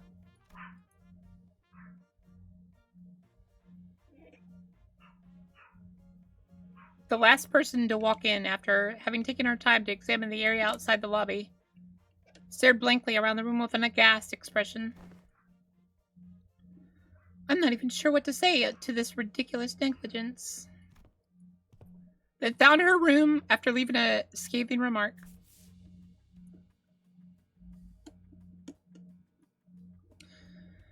It ain't the first time we've sauntered right into some shady business, isn't it? Let's just cross that bridge when we come to it, yeah? I guess. Anyone could tell that there was something definitely wrong about that guy. Some sinners, including Heathcliff, had already slumped to the floor, vociferously expressing their desire to rest with a collective sigh of exhaustion. Well, it's pretty weird, but at least we have a roof over our heads. In that case, Dante, perhaps this may be a good time to announce today's close of business. Huh. I've never made this announcement outside the bus. Oh, right. I hereby confirm today's close of business for the sinners.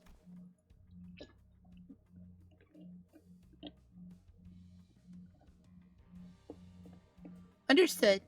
Thank you kindly. Starting now, you will all be given a maximum of 12 hours to partake in sleep and rest. The duration is subject to change. Have a good night.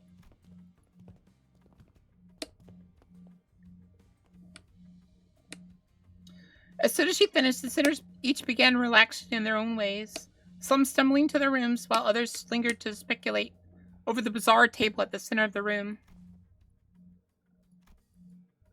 Save for Otis, that is. Got something to say, Otis? Yes, Executive Manager. It's about our god, King Tao. Oh, your new best friend from earlier? Seemed like you guys were getting along pretty well. Why? What? That is simply untrue. Did you not see the signal I gave you earlier? What signal? Oh, you mean when you nodded slightly in my direction? Indeed! That individual has an informational advantage over us when it comes to this locale. Regardless of how sound the accusation came up with were, he would have been able to explain them all away using his familiarity with the region. I thought, as a party with an informational disadvantage, it would be wise to feign camaraderie and friendship with that individual, and go along with their plans, while trying to dig out as much intel as possible.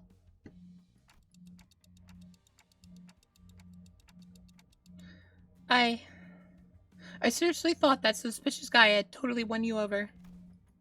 Executive Manager. I've been in this business for many years. How could you even imagine that I would be fooled by an amateur spy who's overly it's nothing. Otis's disappointment was palpable, but she stopped herself as she remembered that there were more important matters at hand. Ahem. While it is uncertain as to how long that individual will be accompanying us, it would be reasonable to speculate that he approached the LCCB with the explicit purpose of eliminating Hong Lu, Chi Bai Yu. I present the fact that it was Pilot, the inexperienced Green Hand, who somehow conveniently came across this connection. As another evidence supporting this suspicion. That's also true. Faust has also information to share. Faust joined the conversation after listening to us discuss for some time. A review of every known taboo has failed to identify the one he calls residential non-aggression taboo. That universally prohibits acts of violence against the resident areas. Then that also has to be...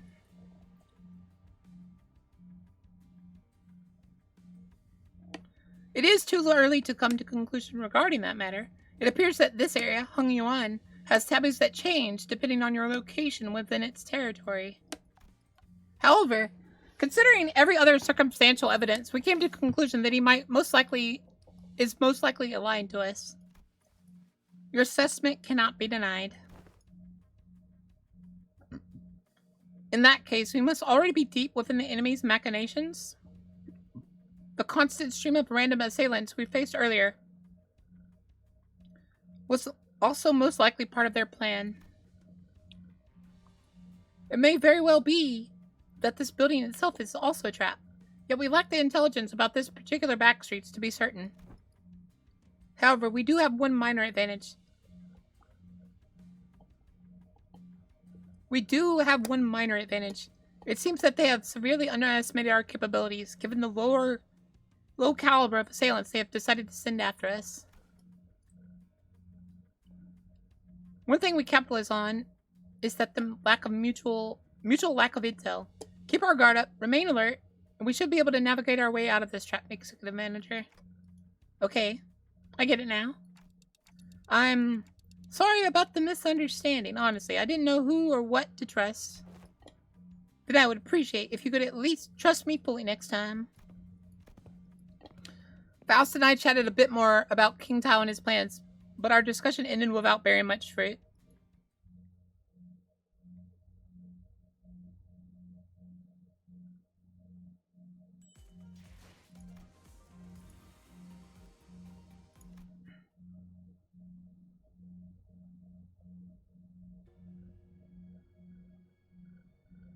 I realized that Honglu was missing as I was spending time chatting with the sinners. I didn't notice him going into his room. So I walked to the exit and about to look for Honglu outside and ran into Jichuan and Wei, who decided to stay in the room close to the door. It's getting late. Where are you going alone without a guard? Oh, just looking for Honglu. Right, I can't fully understand what you're saying. Oh, right. When it comes time conversing without the sinners, I find there are two types of people. The first type usually says whatever is on their mind without pause or care for my reply.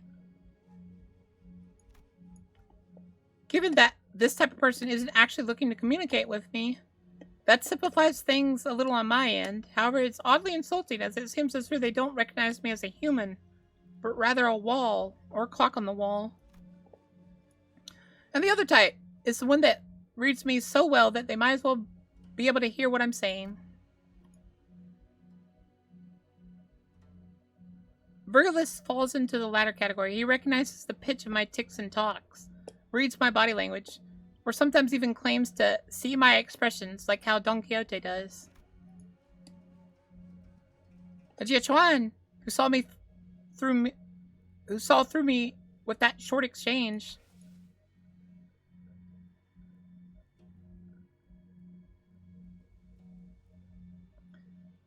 Okay, let's see. Just looking to get some early morning air?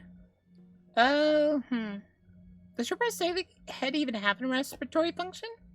Wouldn't have guessed from the way it looks. Did not belong to either category. No. Not really. Just looking for Honglu, but because I haven't seen him in a while. You're shaking your head no. So no. Then are you looking for something to eat? She's a new one. The type that tries to figure out what I'm saying without asking for help. My lady, wouldn't it be wise to wake or find someone who may be able to translate? They would have done that themselves if it were something important. I'm kind of curious, though. What was that handshake you made when I first asked? You brought your index fingers up to your cheeks. Well, Honglu's always smiling. So I thought maybe I could simulate his smile to convey what I'm looking for him. Perhaps it was an effort to express cuteness or beauty. What? Oh no, this isn't going to be easy, is it? Huh. Hey, they're ticking and talking a lot more aggressively. Hey, I think you're onto something. I love it. This conversation was starting to veer into a completely unintended territory. After a bit of trial and error, I see you're looking for my big brother, huh? We took some very roundabout ways, but I was eventually able to get her to understand what I was trying to say.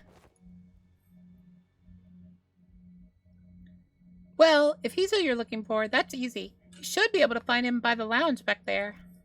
I doubt he got very far from there, if he ever even left. So that's what you're trying hard to communicate.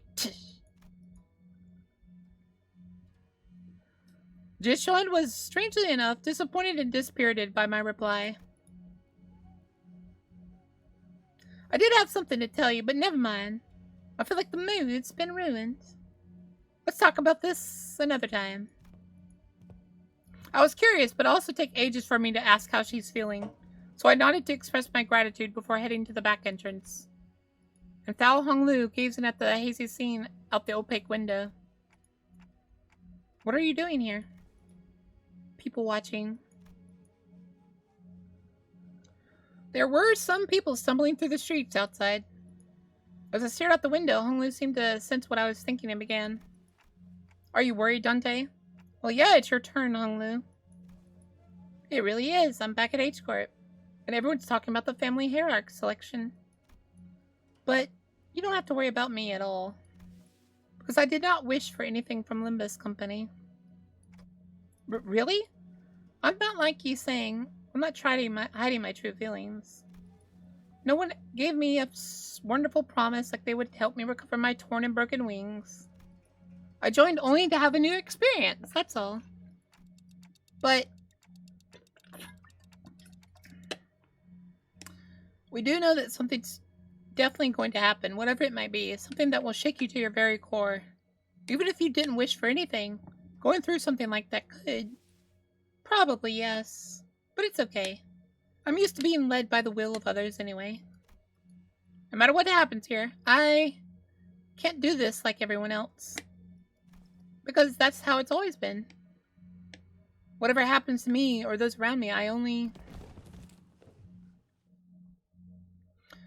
A loud, boisterous bellow suddenly cut Hung Lu off, even though before he could finish his sentence. Oi, let go of me! Just listen to that sod talking and tell me I'm not supposed to get mad at that. Dang it, lower your voice. What are you guys doing back there?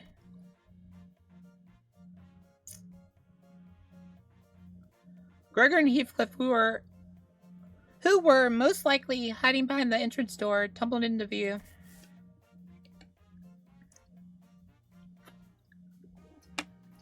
I knew I shouldn't have come here. I knew I shouldn't have come here with this guy. Couldn't be... You be patient for even a few minutes before bursting out of here? How long have you two been...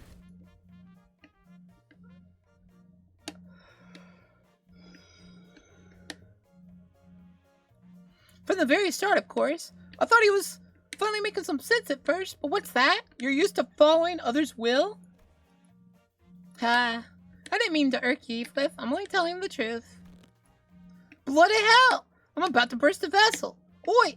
Buggy blow! Am I supposed to practice patience after listening to that drivel?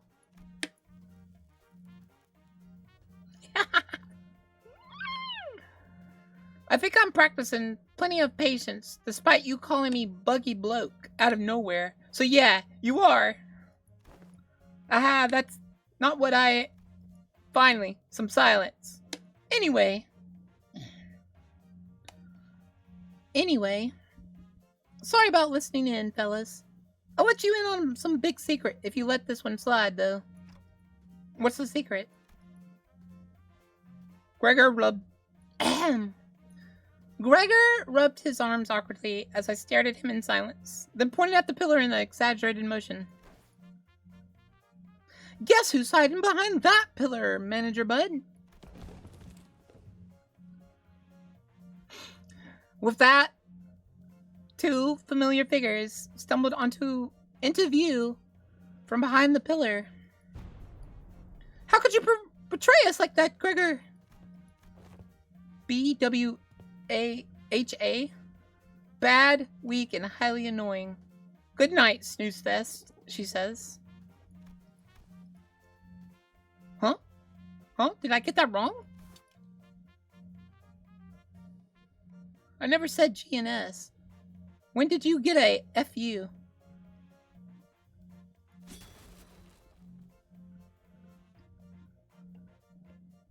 Ryoshi looked at Sinclair with some interest before slicing open the ceiling above the entrance.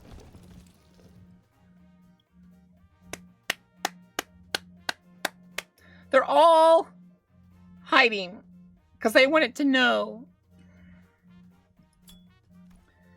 KTFO. Wow, I didn't realize I had garnered such an audience for my story.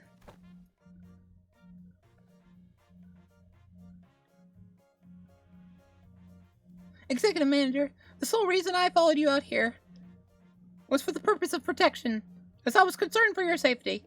I'm not like the others, who have followed you merely to sate their curiosities. Me? I was just bored. Then shall we continue this conversation, Dante? Everyone back to your rooms now! That's so funny.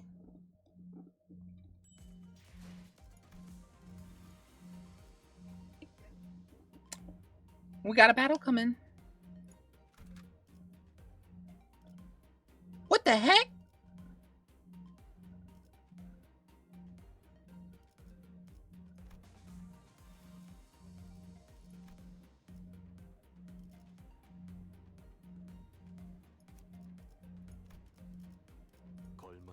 책임은 모두 내가 진다.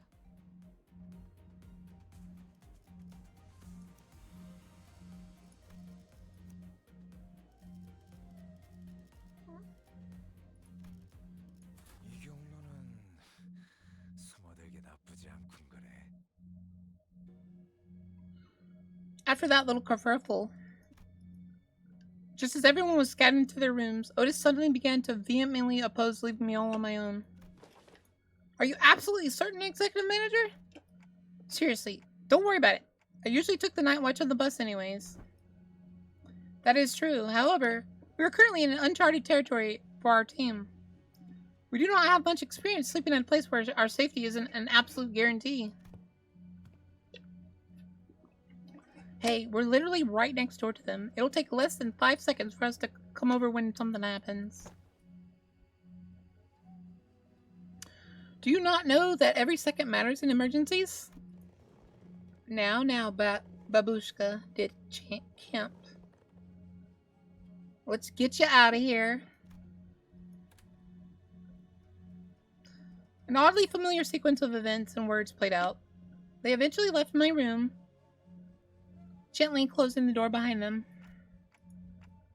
Finally, some peace and quiet. I sit on the corner of the bed, surrounded by silence, and allowed my shoulders to slump for once. I don't need to sleep like the sinners do, but the fatigue doesn't go away on its own. I need some time to relax and empty my thoughts. Every once in a while. While I've gotten somewhat used to pain, it still hurts like hell when I rewind the sinner's time. And the longer this journey got, the more frequent and severe the sinner's injuries became. They did get stronger, that's for sure, but so did our enemies. Which means that my clock is always turning and turning without a moment's rest.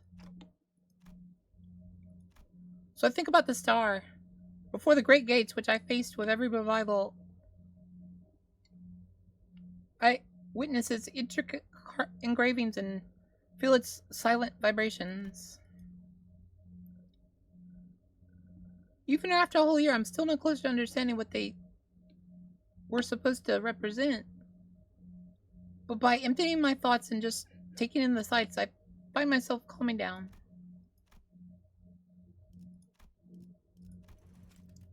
Also, the wind is quite cool and crisp tonight. Wait, that's weird. Wind? What's this sudden chill? Something opened the window. But there's no way this gentle breeze could have unlatched and left my window open like that. And if it did, it would have made a pretty loud noise. Besides, this chill isn't coming from in front of me. I slowly turn around to look at the window where the window was supposed to be. And only see a melted wall and an intruder slinking through this newfound opening. Who are you? As through driven by some unknown survival instinct, I rolled off the bed.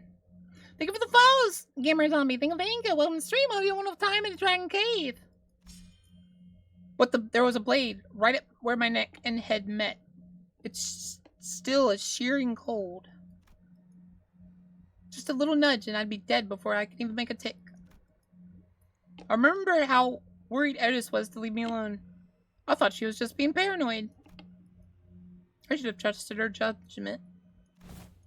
Just as I was getting ready for my final struggle, my final moments filled with regret by not listening to Otis's advice. What a pathetic thin blade. Too delicate to have the clock CIH, don't you think? Ryoshu leaped down from the ceiling and deflected the assailant's dagger away from me. Ryoshu! Snuck in thinking I was about to see something interesting. But you're just some beast with steel.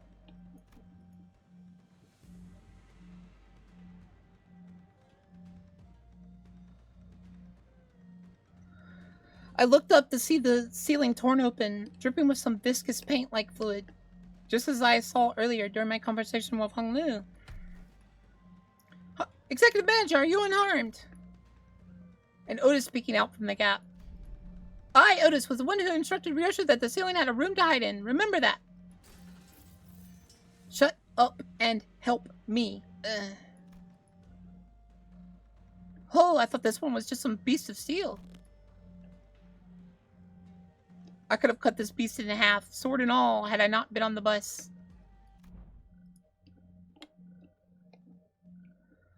All of your abilities were diminished the moment you were hired by this company. Equally defanged and depowered, if you will. I'm pretty sure Ryoshi's not lying. In FW, what is happening? Just as Ryoshi was struggling to stop that one blade, the intruder pulled out another dagger with their other arm and slashed at Ryoshi's neck. A beast of the Heisho pack. The intruder would have cut her throat had Wei not burst through my door. Who wields you now? I do not suppose dialogue is an option. Light enters not the vast garden, yet falls a star in its fathom still. Ah, no. The intruder reached into his clothes, muttering an odd invocation. Little shit, a talisman. Kuh! Wait! What did she say? Wait, get it together, my lady! Just as the intruder's muttering began to grow intense, Jie Chun leapt into my room and struck the stranger with her fan. Were you going to let that bastard finish that stupid spell? They almost activated the Q-Corp talisman. Apologies, my lady. It seems that I still remain somewhat bound by that spell. Listen, you are no longer a Heisho. You serve me now, got it? You don't have to let those things control you anymore. Yes, my lady. My apologies. Ha. Ha. I fell limply to the bed with a sudden alleviation of stress and pressure. Hey, are you? I can't understand them anyway. I managed to stop the assassin before you laid a hand on them, fortunately. Got it. I don't think there was anyone else in here. Let's switch the lights on. Click. When the lights came on, we saw this one. This one's from the Mal branch, isn't it? There was a black bamboo hat wearing assassin on the ground. The walls. The walls that appeared solid before we all went to sleep were now all melting away as if they were viscous fluid. There is something wrong with this building. I knew that they must have done something to the building, but how is a Heisho here? This whole operation has got to be spearheaded by someone with real power. This isn't just an ambush from an overexcited family hair art contestant.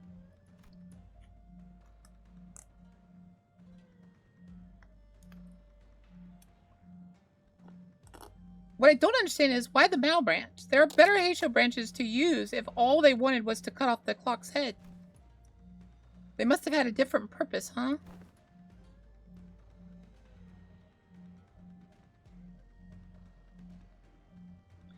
Correct.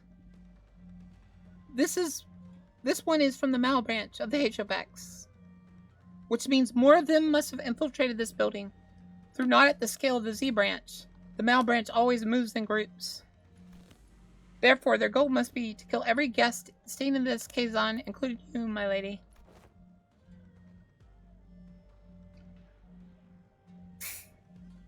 We've got to get moving.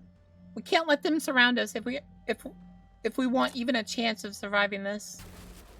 Dante! Sinners burst in my room, slamming the door open again. Thou art! Thank me later. If we don't move our asses, we're good as dead. Way? Yes. We don't have time to contact the main force of our faction at the family mansion. You know what to do when we're at a numerical disadvantage, right? It will be done, my lady.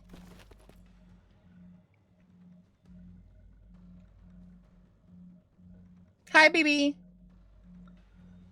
Jae-chan and Wei immediately stormed out of the room as soon as they saw the sinners enter, as sure they were waiting in here for my protection.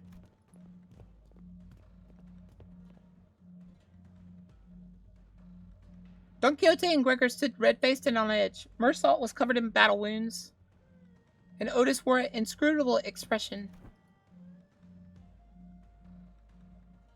I stand before you in shame, to borrow the hands of another to protect the executive manager. No. I should have listened to what you said. Extrapolating from the pattern by which the walls have disintegrated, it is likely that they use the identical means of infiltration for each center. Oh, right. Were you attacked by bamboo-hatted assailants too?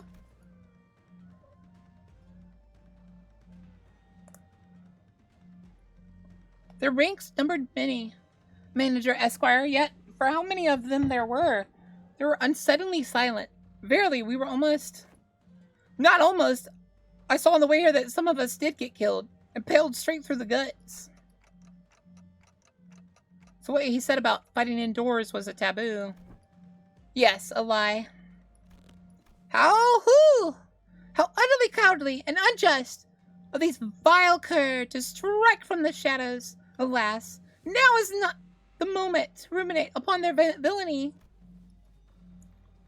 Correct. Besides, there are more of them waiting to sink their blades into us.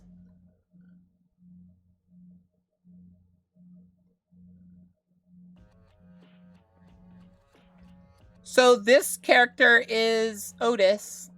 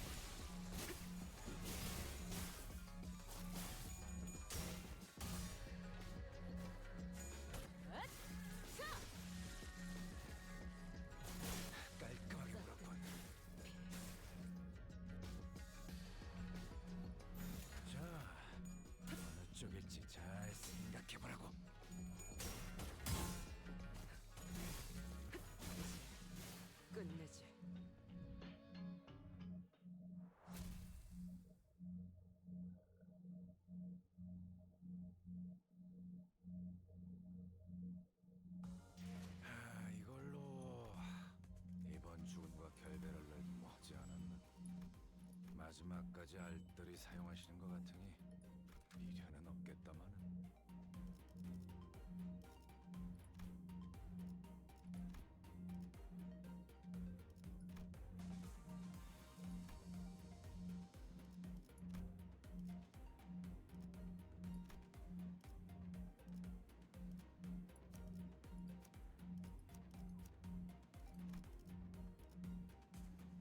뜀박질 시간.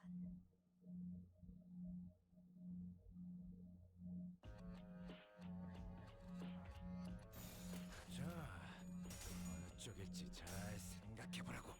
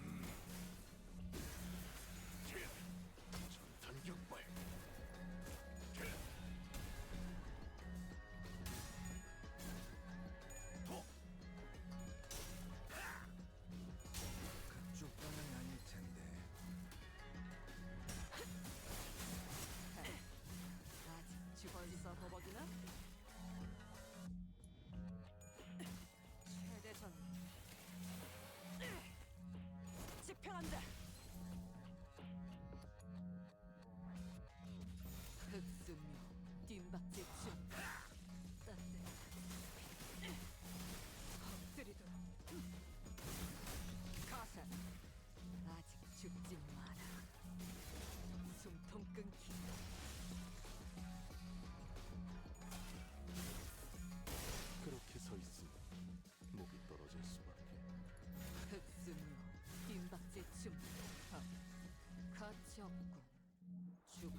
가차공.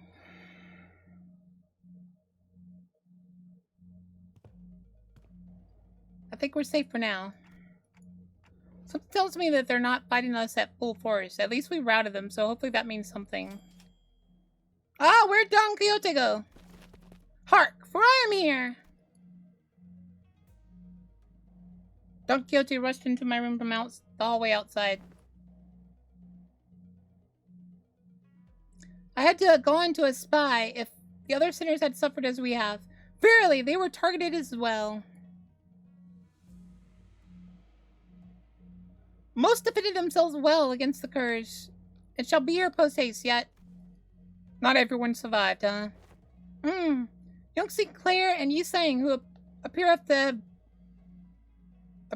that they had risen and battled, they were caught unawares by our foes. It is likely that our demise came soon after tripping each other's foot. How embarrassing. And yet young Heathcliff, isn't that fellow our resident mob fight expert? How'd they even get him? They didn't get me, mate. I'm good as new. Heathcliff, what's got you gobsmacked, lass?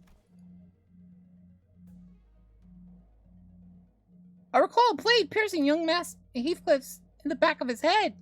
Did Stout turn the clock for him already, Manager Esquire? No, not yet anyway. Blimey, so what's this funny itch on the back of my head?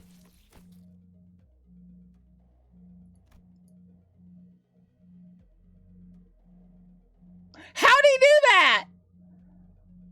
Heathcliff's not breathing anymore. He's dead. How'd he even manage to walk all the way over here with a hole in his head? Young Heathcliff! The other sinners are starting to gather, Manager.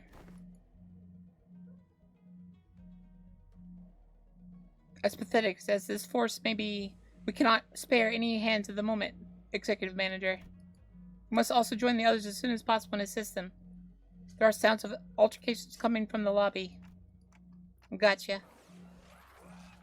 The clock turns as it always does. Sometime later. Whoa, please hold on a moment. You. I can't still see some people inside the lobby, which was in the bizarre process of melting away. Woo! Among them, I noticed Chai Chuan clashing against a figure wearing a bamboo hat.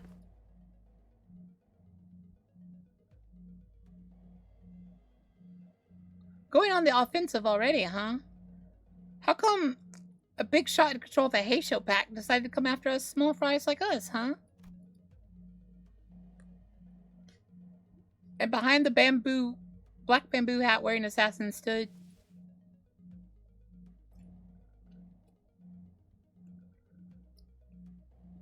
I see that you have tracked me down, so certain of your own safety, but my master has already prepared countermeasures.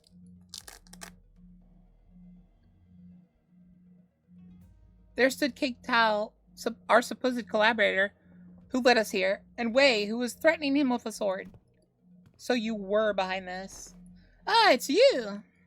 I sussed out that you'd be planning something like this, but you lacked the patience to pull it off.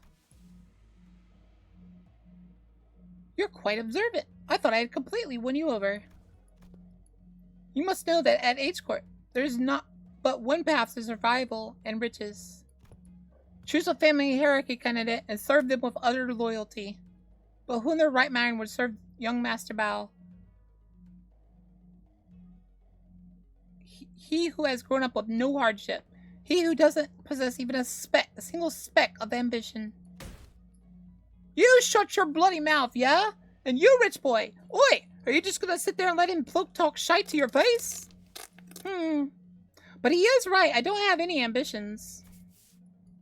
Have you no self-respect? What do you have anyway? Ain't that the realest question? I feel like he's like apathy or something. Okay, everyone shut up for a second. He's obviously targeting you, taunting you. Don't indulge him. Wait, speak. I know that you have no means to wield a Heisho pack. So speak, which master did you choose to serve? Who controls them? Ah, so they are curious. Stay your sword, Zylu. Another voice from the shadows. Young master, are you certain this is wise? Worry not. They're just destined to be swept away by the morning dew anyway. The trajectory of their fate shall not alter course, were they to witness me. Why does he look like an idiot? With a casual, assured gait. Seriously? You? I see, you're... Allow me to grace your ignoramus with my exalted name. I am Yehua of the Shi family. You may know me as a very prominent candidate to the throne of the family hierarch. Can I just stab you in the face now and leave?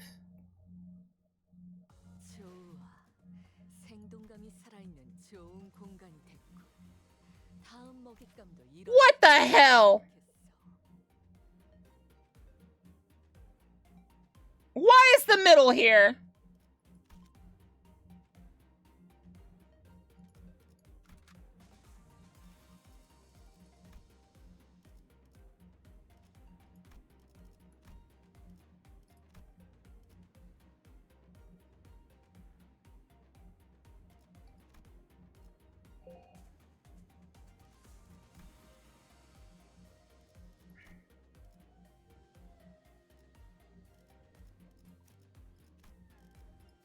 군주가 나선다. 의로움을 세우기 이제 앞으로는 어디서 명을 받듭니다.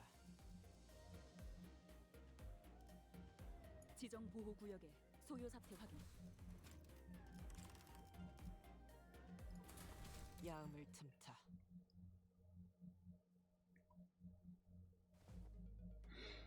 Prominent?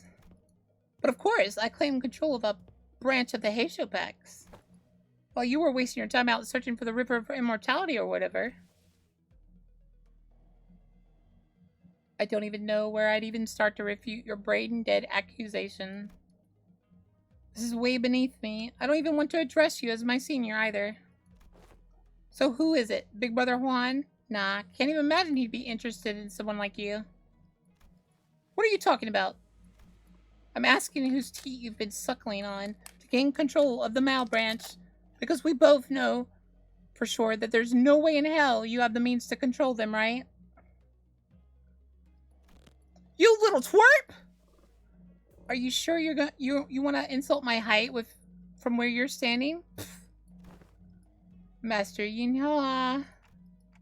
It doesn't seem like the mastermind of this operation is actually anyone important. Agreed, I can just tell by just the look of that traitor that this Sisojunami of a deceiver.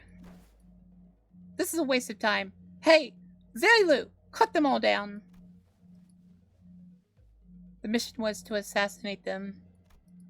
To meet them in an open battle, to take the lives of hierarch candidates was not what we agreed upon. What the fuck? Blah, blah, blah. Just shut up and do as you're told. I may fight to protect your life, yet I can do no more. The Heisho heeds no voices but that of the one who holds their leash. Looks like that Johan doesn't even control these guys. There's an apt saying often invoked in the East: a fox may pretend to the throne, but only with the blessing of the tiger. Shut up over there! Damn it, this Heisho pack is useless. Can't even get a simple job done. Master Yohua, the Heisho pack was merely as a backup plan. Our true strategy involves... true. This is fine. I have other plans to sweep you all away. Is this where we finally fight the sweeping? I've been wondering why I've never fought them yet. This is the second time this individual has made an odd emphasis on a variation of the word sweep. What are you saying, that you bribed the sweepers or something? While their reactions may be appear suspicious, that suggestion is almost an absolute impossibility. The head is at the top of the sweeper's chain of command. In other words, only the head possesses the authority to command them. Right, yeah, of course. Moreover, they are prohibited from touching, let alone entering, any designated residence areas during the night in the back streets. This is a permanent, immutable taboo of the head, one of the very first to be introduced.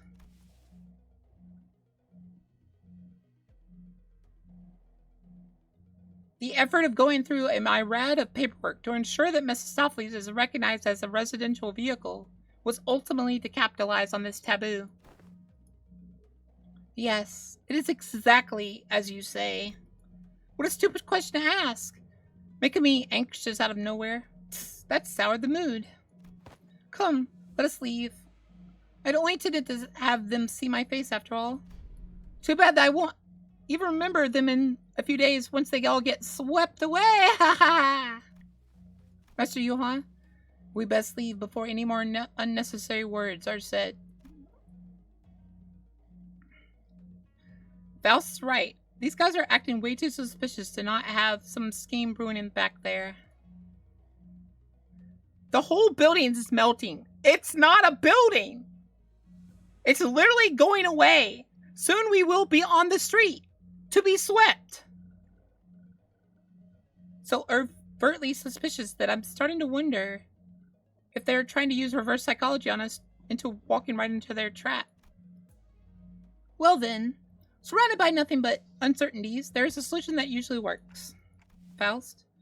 Faust had intended to make this suggestion first, but it appears you share the idea. Yeah, so Otis? Yes, executive manager. We have 12 sinners, Jichuan and Wei on our side. And I don't think the so-called Mao branch are willing to fight. Which means that we only have 3 enemies. Shijuan, our guide, and Zilu the assassin. We have the numerical advantage, don't we? You always make the most accurate read of the battlefield. What's going on over there? What's that ticking noise? Our former guide seems to have figured out that our conversation was about, because he took a few slow steps carefully away from Shijuan before bolting off into the distance. I've been thinking about this all day, but he sure is a fast runner. Oh! What is it, Youngmu? Did you remember something? I did. I had a hard time recalling this because he isn't from my family. But I remember now, you're big brother Yehua of the Shi family, right? Didn't that guy just announce himself earlier?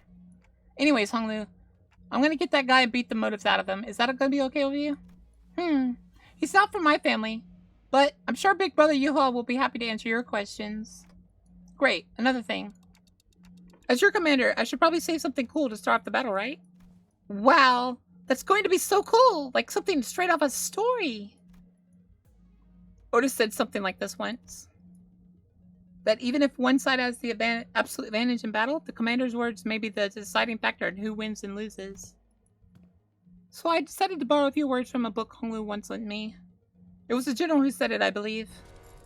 Destroy them all!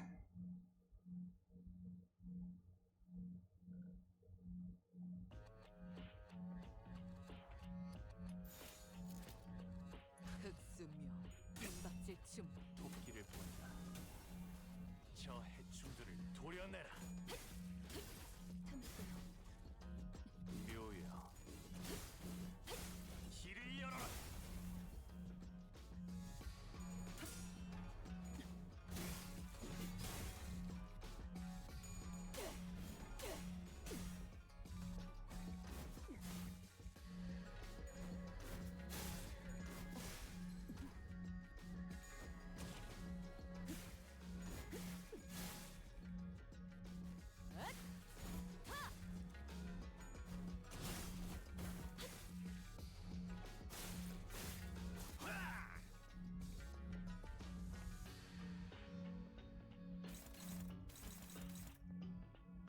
I forgot to make her parry.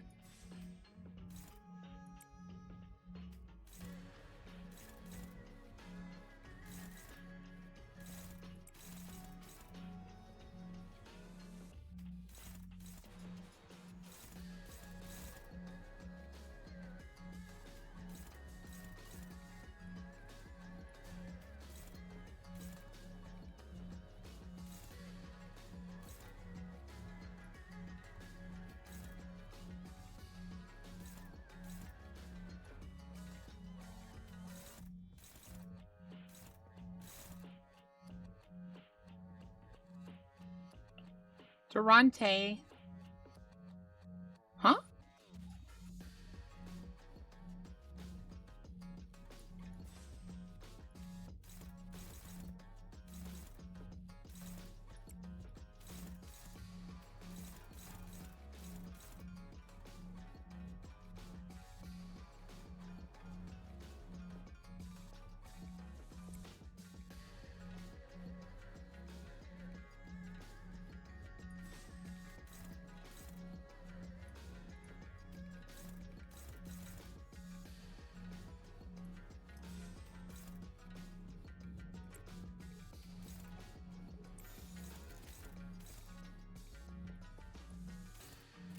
흑승묘 시리스에게 뒷박질 중 명한다.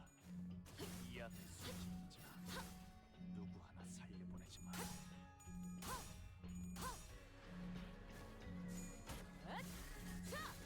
숨통 끊기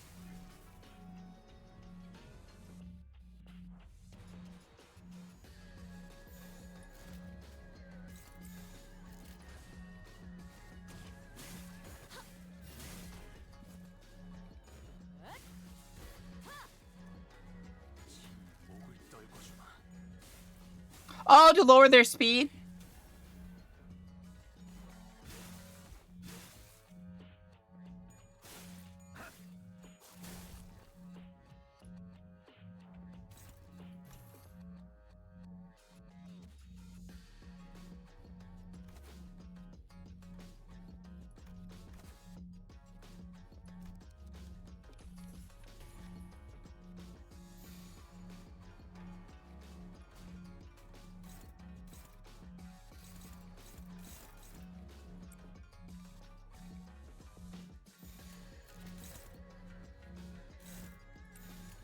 불가 위야 막아내지 못하리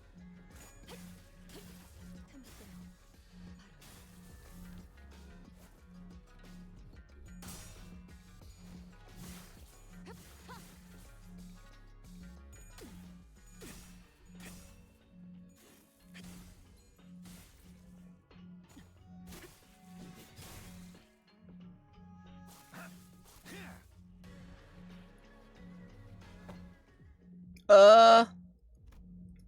A strange tune crashed through the sound of this fierce battle. Is that electronic dance music? Something about that sounds familiar. Ha! Finally! Thanks to the merry chase you've led me on, I have slid over ever so slightly further into the world of the bristly. Why is Ricardo here? Why is Ricardo here? Let's see. Title 2, Section 11. Ah, Row C.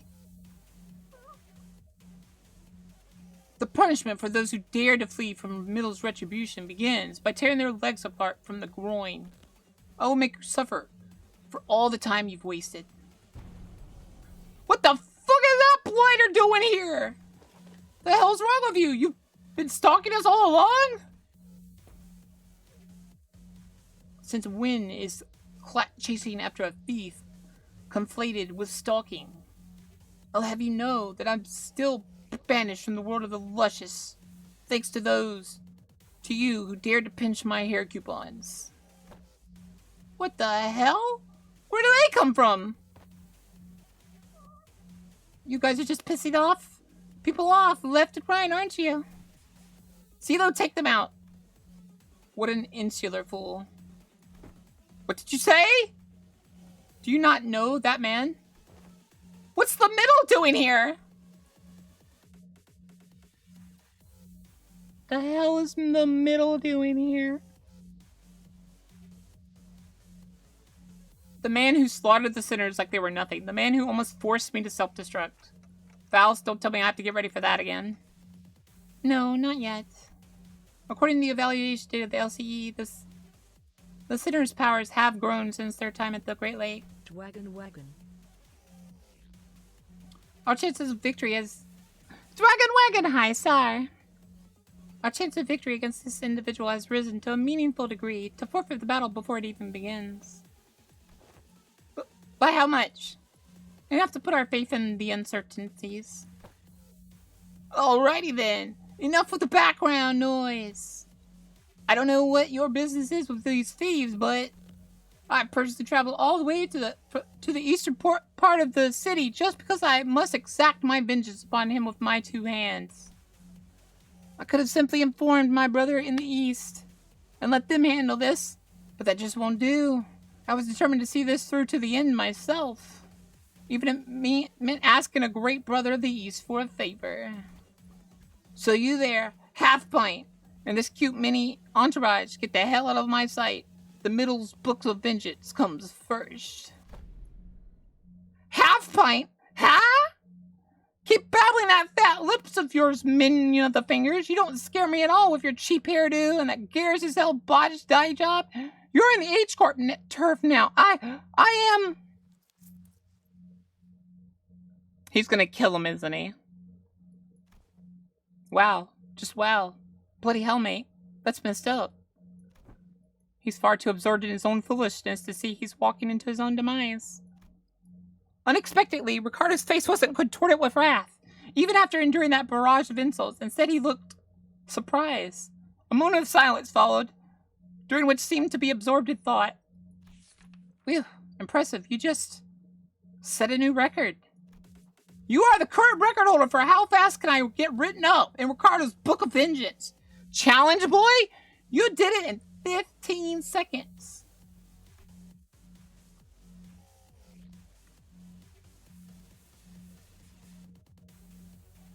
He's gonna die. Then, with trembling hands, he reached down to grab his Book of Vengeance, opened it, and began writing something down on the paper. Slowly, deliberately, as if to make each pen stroke count. Unfortunately, your audacity is terminal. I will rip your jaws apart myself as punishment. Boys! Make sure this little band of thieves won't go anywhere while I deal with this pipsqueak. What the hell is this asshole talking about? Hey, Zylu! Ha. Who the... Actually, I don't care. Stop me if you can. Effective immediately, the punishment for all involved parties and bystanders at the site of your crimes shall be complete and total extermination. I think we can slip away and notice it in this mess. I don't think we have much of a chance there.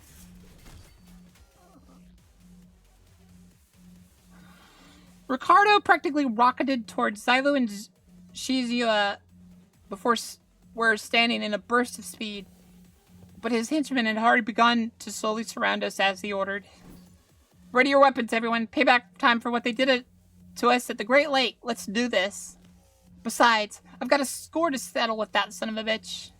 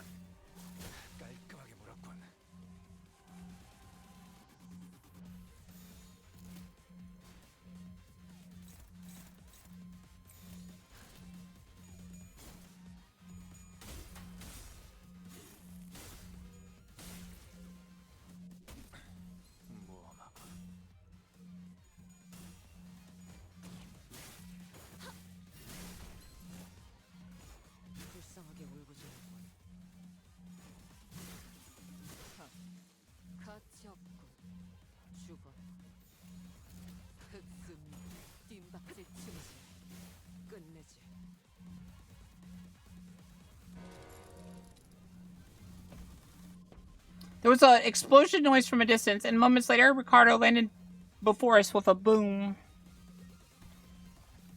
I heard that the Heysholdis were a tough bunch, but that lady was something else. So why'd a woman like that suddenly split from a fight? Not my problem, I guess. Tisk, she's getting written down in the book, too. Time to take care of what I really came here for. Get ready for a beatdown, coupon thieves.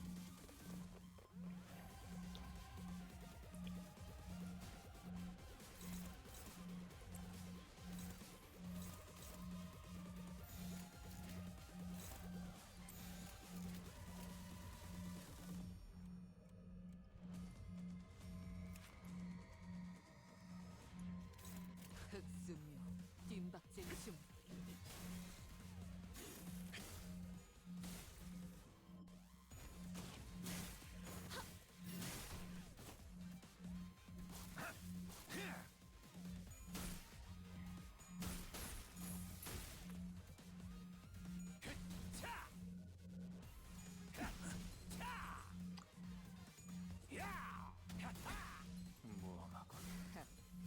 아직 죽지 마라. What kind of hell win rate was that?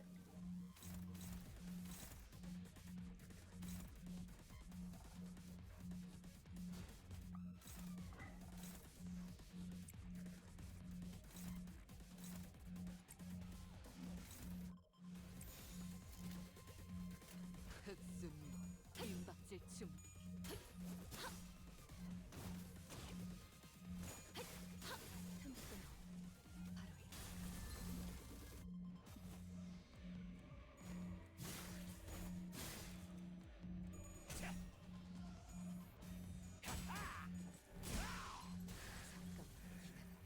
이날이 오긴 오는구만.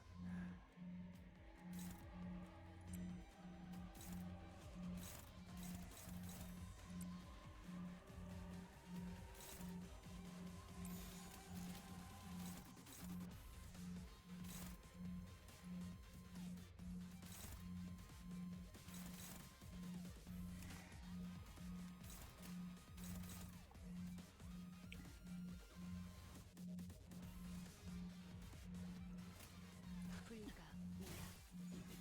막아내지 못하리.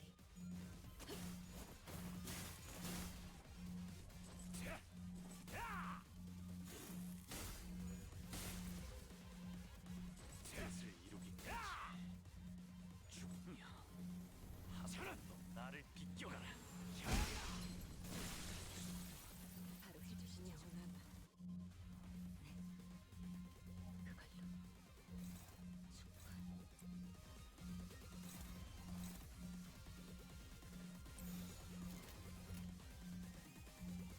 I kind of figured I was going to lose this. 도끼를 본다. 저 해충들을 도려내라. 숨통 끊기. 진짜 몸소 보여주지.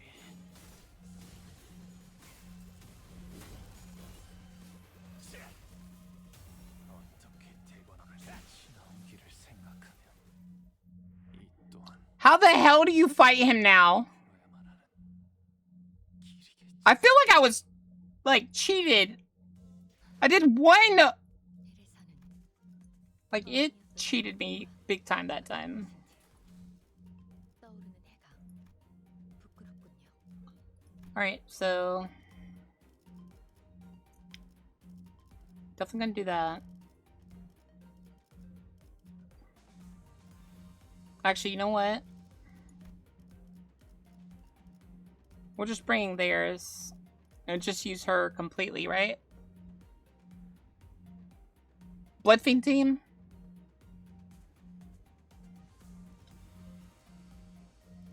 I think we can do this.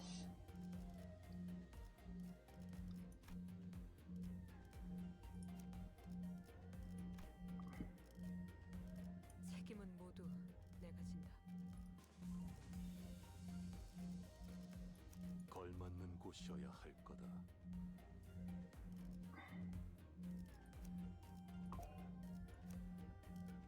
군주가 누가 나선다. 의로움을 세우기 위해서라면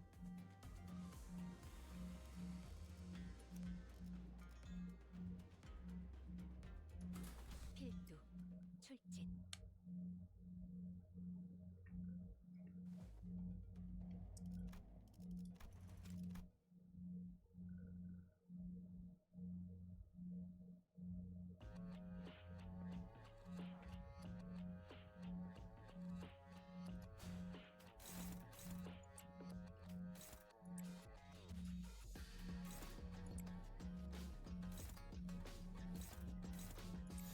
뻗어볼 텐가.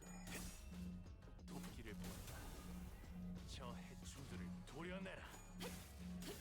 틈새 묘여.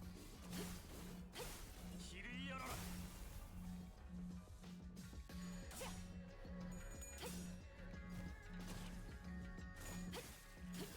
틈새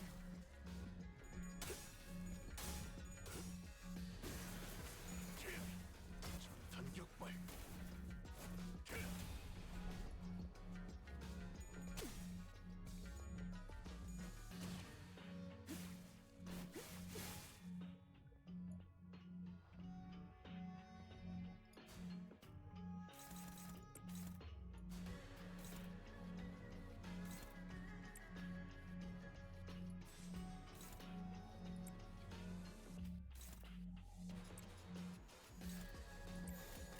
위험인물 발견. 제압할게요.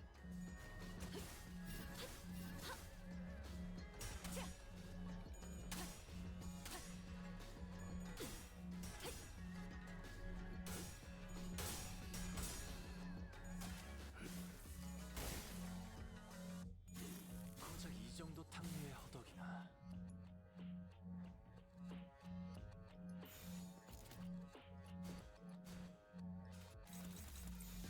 뻗어볼 텐가.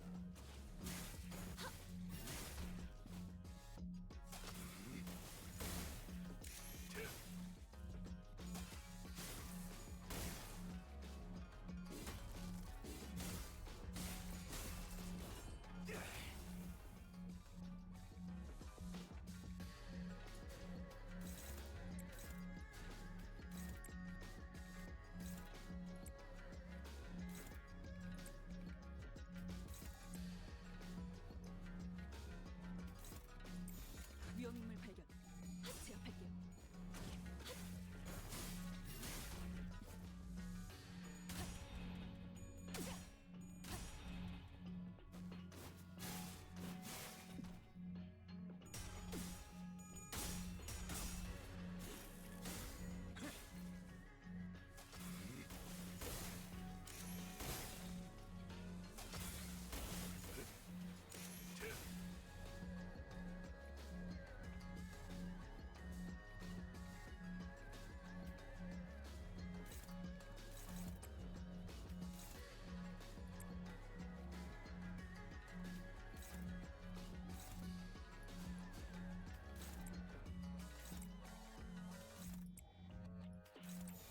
위험인물 발견. 제압할게요.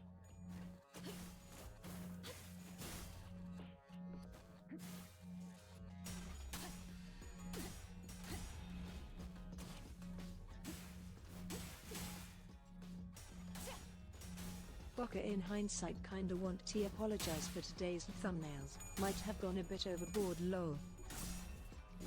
I'm not even gonna look at my YouTube today. Already don't want to.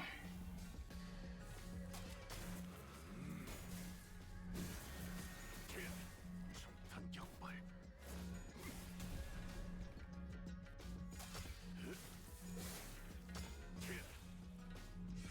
총알값 아까울 놈.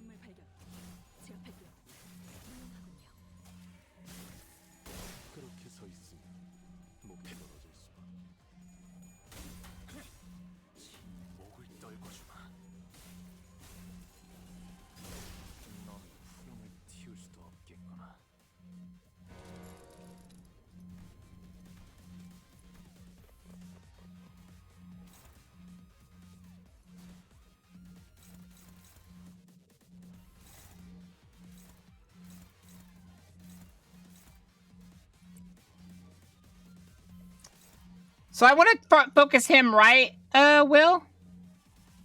Do I focus him or do I kill the other two?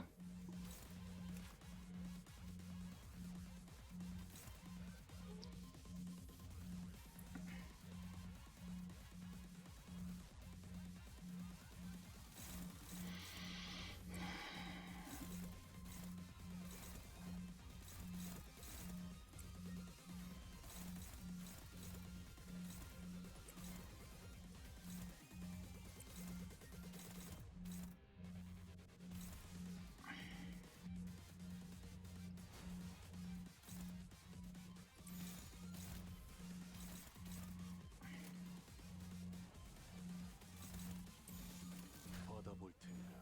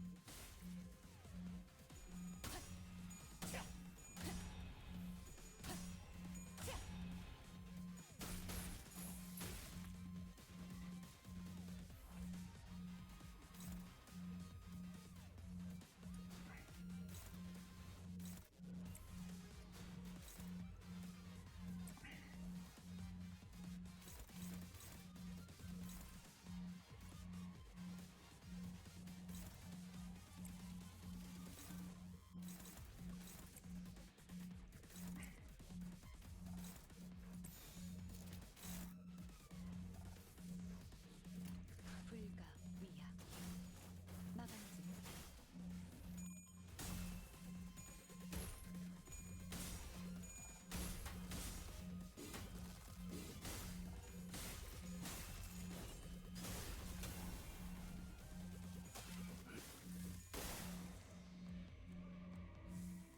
전력으로 상대마.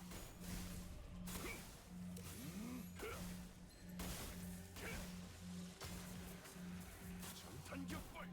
Unbreakable!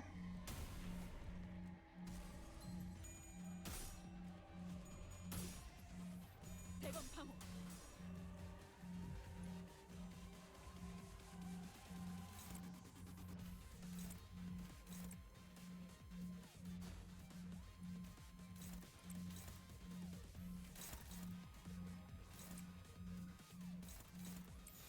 받아볼 텐가.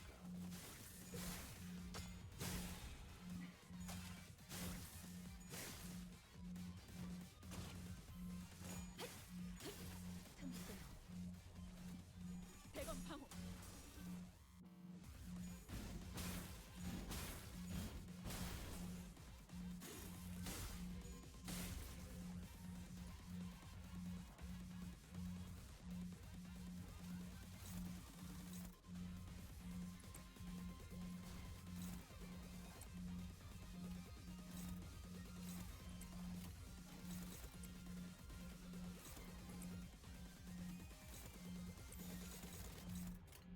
위험인물 발견 제압할게 전탄격발.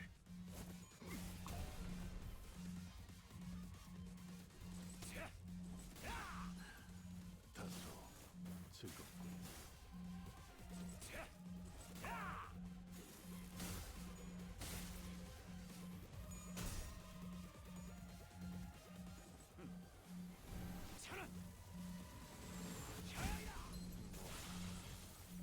바로 해주시죠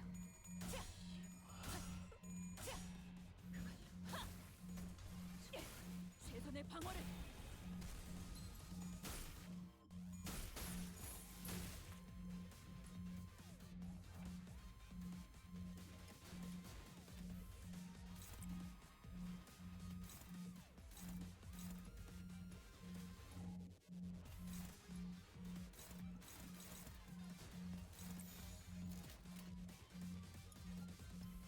위험인물 발견 제압할게요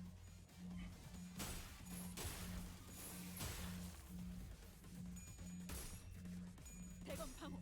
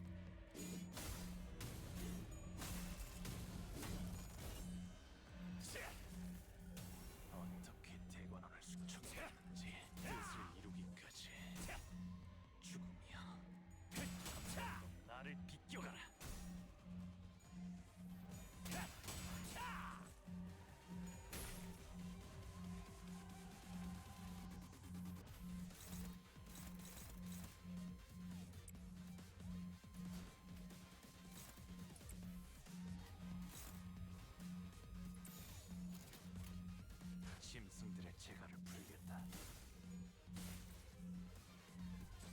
지나온 길을 생각하면 이 또한 내가 걸어야만 하는 길이지.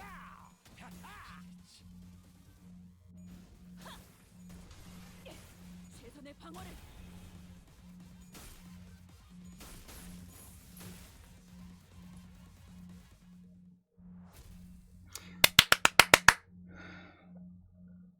If you used Honglu's ego, what does that could have done? What does that do? What does it do? Wait! A shout cuts across the battlefield just as the sudden appearance of Ricardo was making things incredibly more difficult for us.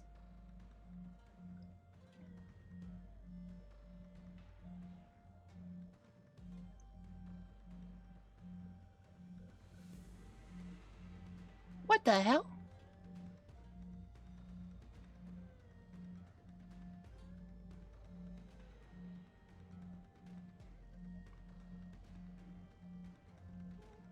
Okay.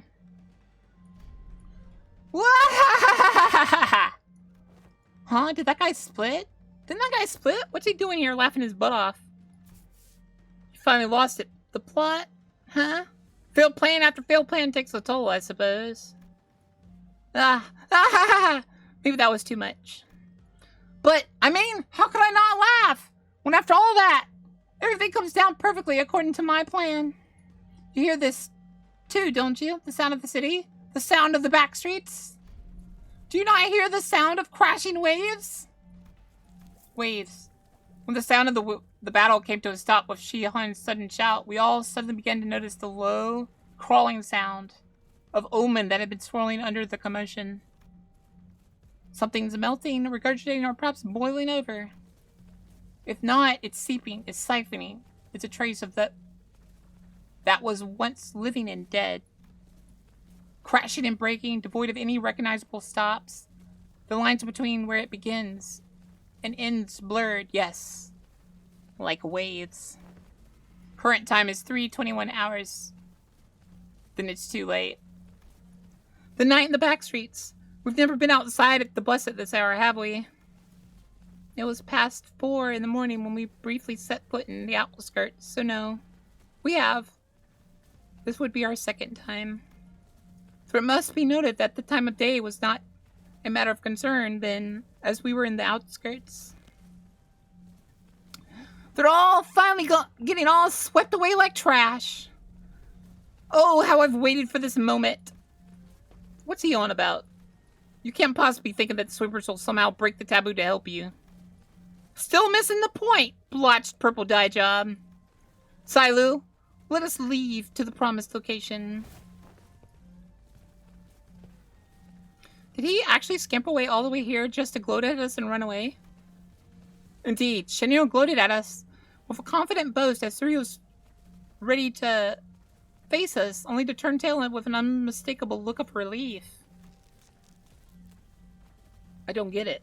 Does he actually believe the sweepers will help him?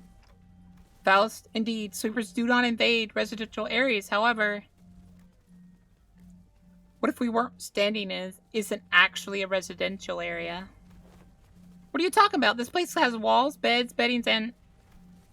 I guess the walls felt weirdly mushy and... milky? It wasn't just Rania who realized what was going on. All the other sinners began to look around in confusion as well.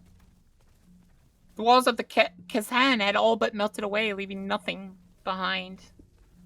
As for the place we slept the night in was but a house and a painting. Our realization came too late, as the wave-like noise from earlier had already encroached right up to where we were. And unlike the other times when they'd simply part around the bus, they were cutting straight into the remains of our lodging.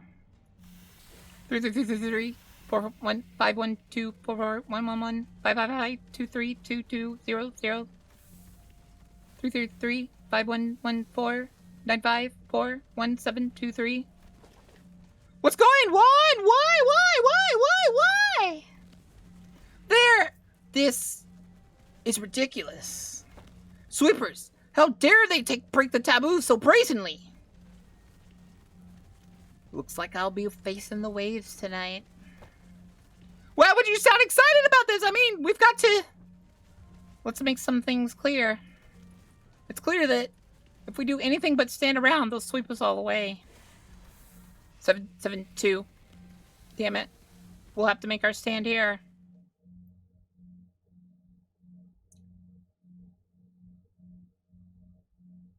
나를 들뜨게 만드는 일은 많지 않지만 이번엔 그 귀중한 경우의 수에 들어맞았군. Thank gosh he did 400 damage that one time before he died. 회수하지 않은 탄피는 팁이다. Oh, it's what you call it?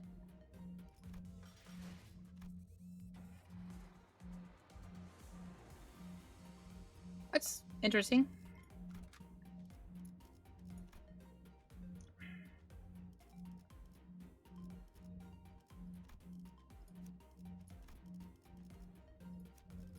명을 이제야 부르나. 좀 걸맞는 곳이어야 할 거다. 몸이 끌어오르.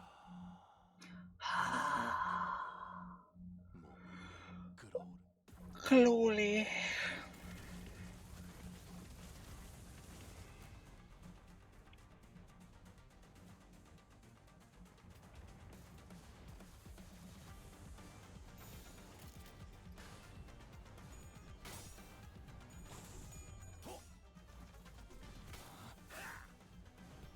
그쪽 방향이 아닐 텐데.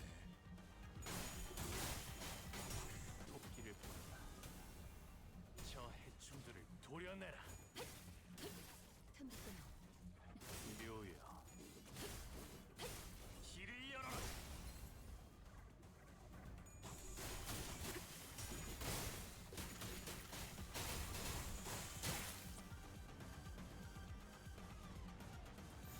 받아볼 테니까 시비수에게 명한다.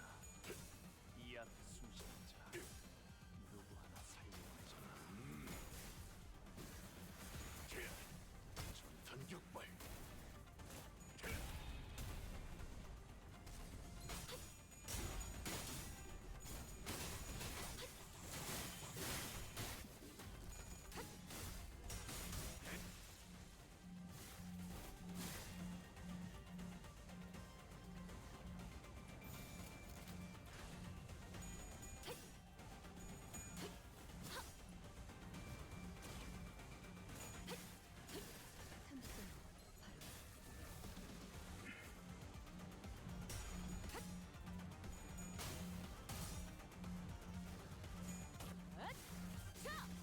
숨통 끊기.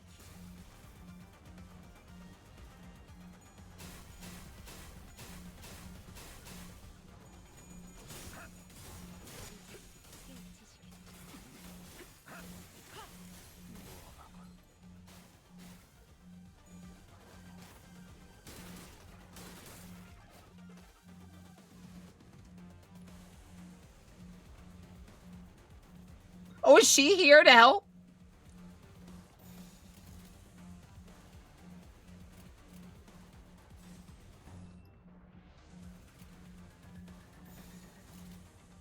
받아볼 테니까.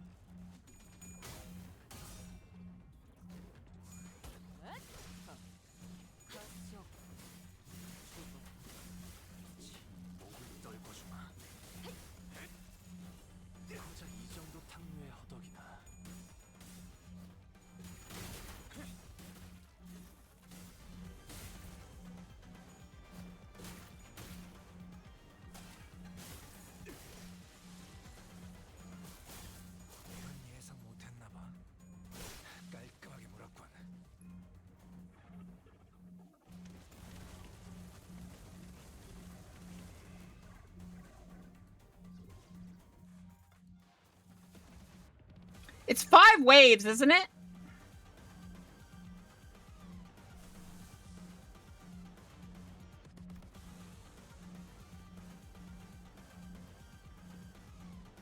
Four waves total? Alright.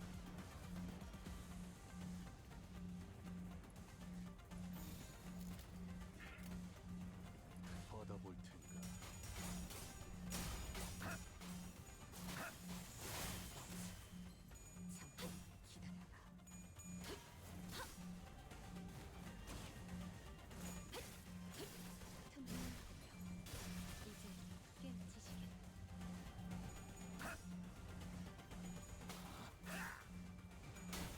그쪽만은 아닐 텐데.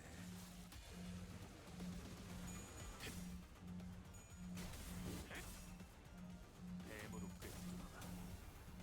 저 해충들을 도려내. 그쪽만은 아닐 텐데. 사여, 길을 열어라.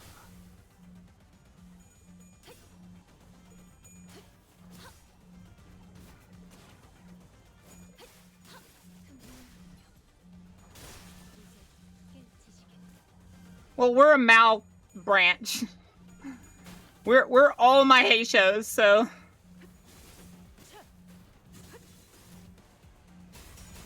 we're kind of getting stronger as the fight gets on.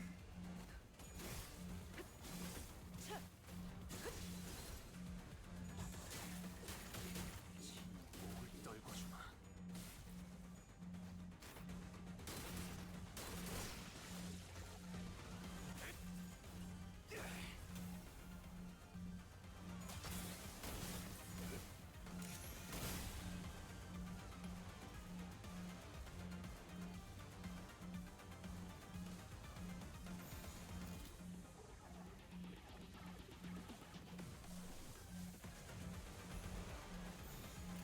자, 어느 쪽일지 잘 생각해보라고.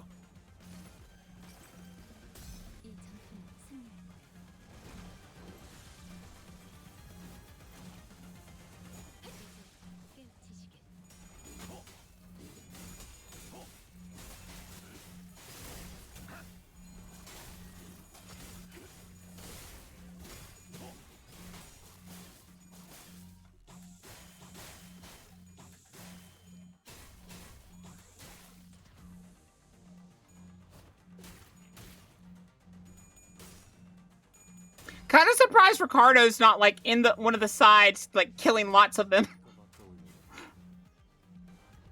Oh, he is. He's just knocking them all away. That's funny. I didn't even notice that until now.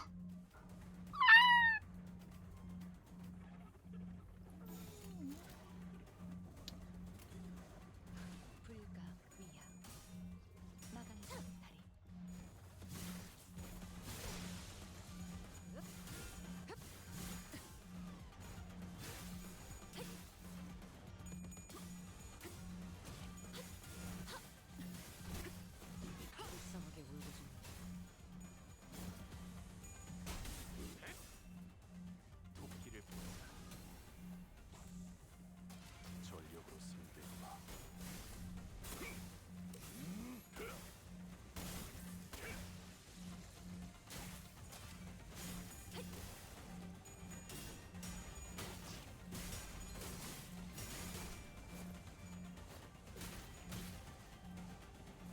Yeah, I do kind of like that some of the like background changes as the waves are getting through. 묘야. 넌 튀울 수도 없겠구나.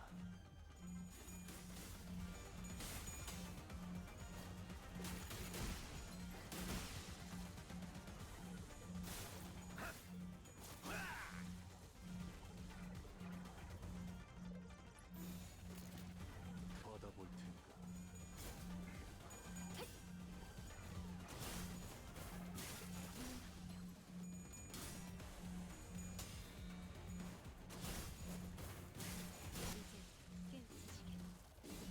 넌 푸름을 튀울 수도 없겠구나. Wave 2 complete. Wave 3 incoming. The battle was long and grueling. Even Ricardo and his henchmen appeared visibly exhausted after the second wave. Big bro, we messed up. We should have never put you in this big trouble in the first place. Don't worry about it, kid. You've taken a brother who came all the way from the south and guided him safely through the labyrinth that is H-Corp. I'd say you've done more than enough. No one could have expected we'd be fighting the sweepers of all things. If we're able to withstand the sweepers' enemies that might even give the middle trouble, practice makes perfect and perfection makes an expert, huh? I guess Hong Lu wasn't too far off from the mark. Man, we would have been long swept away by the Horde if we were still new at this. Ishmael, who'd taken this brief downtime to check the sharpness of her harpoon, was right. We've been through something like this before. Fighting against a horde of enemies, endless horde of enemies along the battles of attrition, it wasn't new. And that very experience was definitely an edge that we had against these enemies. Of course. Can we even handle the third wave at this rate? There is no choice but to withstand it. Nothing was certain just yet. We still had the third wave to survive. I'll carry out your sentence as soon as we survive the third wave. Even when we're all basically in the same boat, this guy can't help but have it out for us, huh? Why would I ever, gah? The third wave begins, and with it, the buildings suddenly began to shift violently. What? Hold on, what's going on? The buildings are shifting. What's happening? I remember asking all of you guys to read the damn pamphlets. Building inside H-Corp shift every once in a while. I didn't know it would be like this, but still.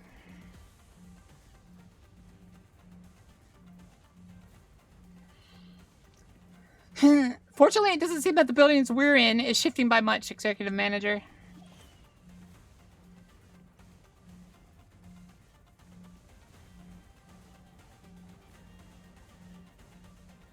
As soon as Otis finished, an errant building suddenly jutted violently from the ground, rising in a diagonal burst. It struck Ricardo square in the chest, sending him blasting off into the skyline.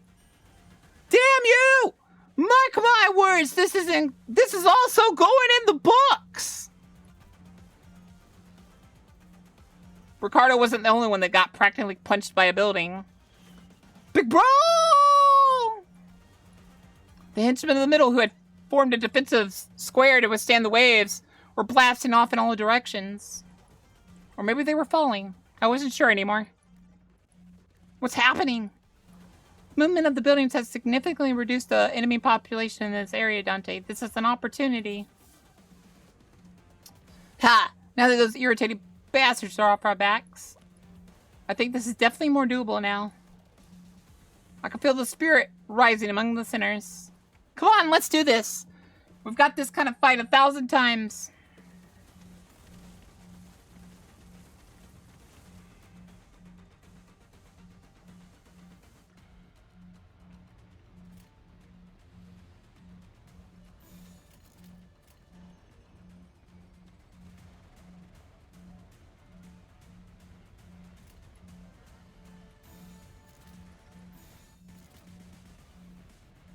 That's my only purple. I need to add more purple attacks.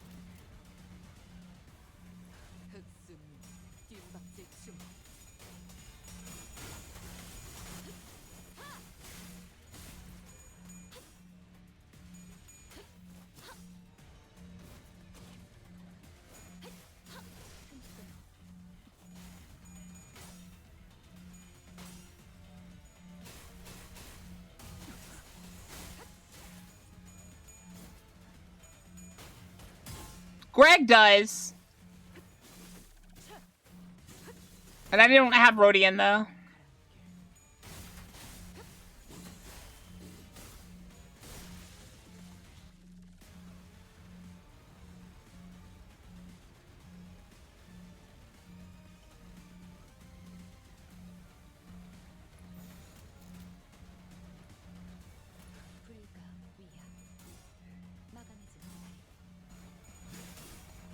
Are there any sweeper units?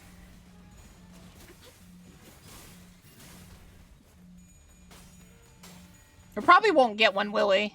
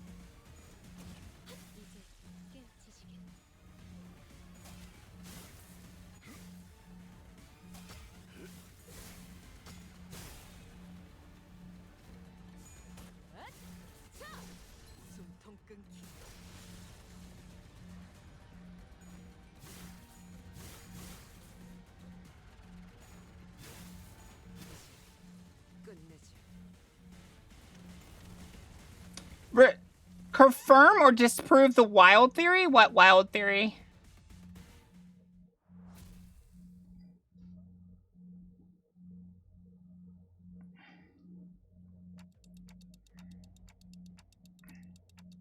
Was that the last of them?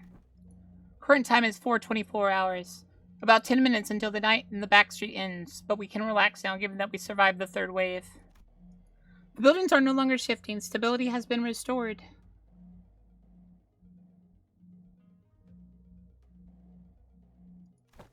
We did it, Executive Manager. Bloody hell, finally. The centers all collapsed to the ground from exhaustion. Colette is going to take a nap. Have a good night, Colette! Hello! There was a Kazan here, but it's gone now, despite the fact that we haven't moved at all from our initial position. There wasn't even a trace of it having been there.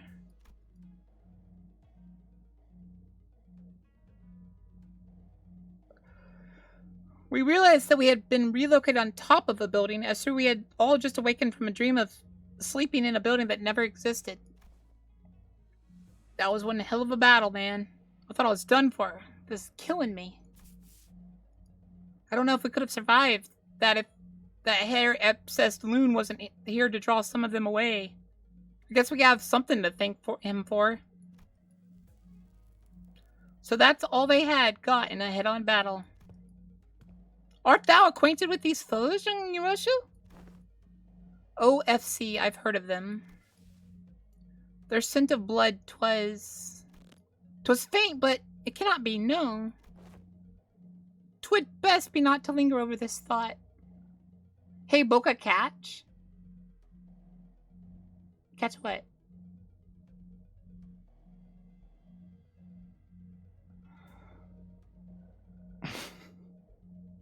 Okay, we'll do Maid for the last, like, hour of stream, sure.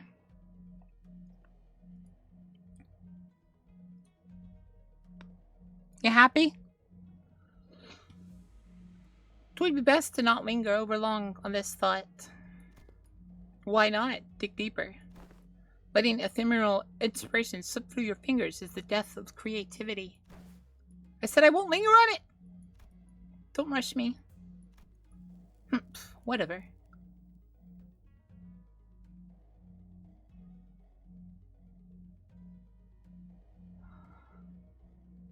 You're right. Those weapons are the sweepers. All the old blood fiends.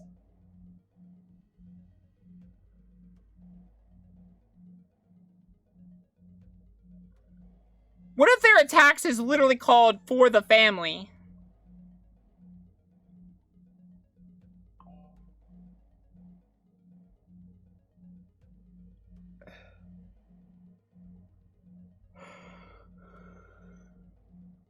What if their attacks is literally called for the family?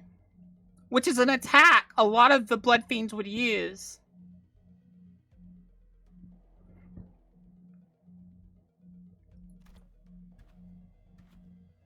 How uninspiring. Guys, now's not the time to bicker. Urusha Donkotu's words were indeed unnerving, but we have plenty of time to discuss this once we return to the bus. If we can return in one piece. Johan, I'll be frank, that was impressive. I thought for sure you'd have long been swept away by now.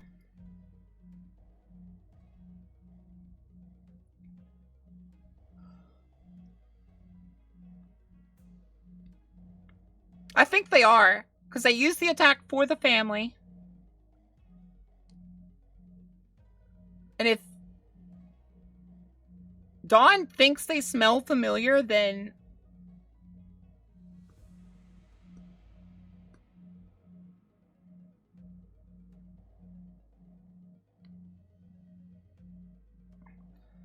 Johan must have been waiting somewhere nearby to watch us die.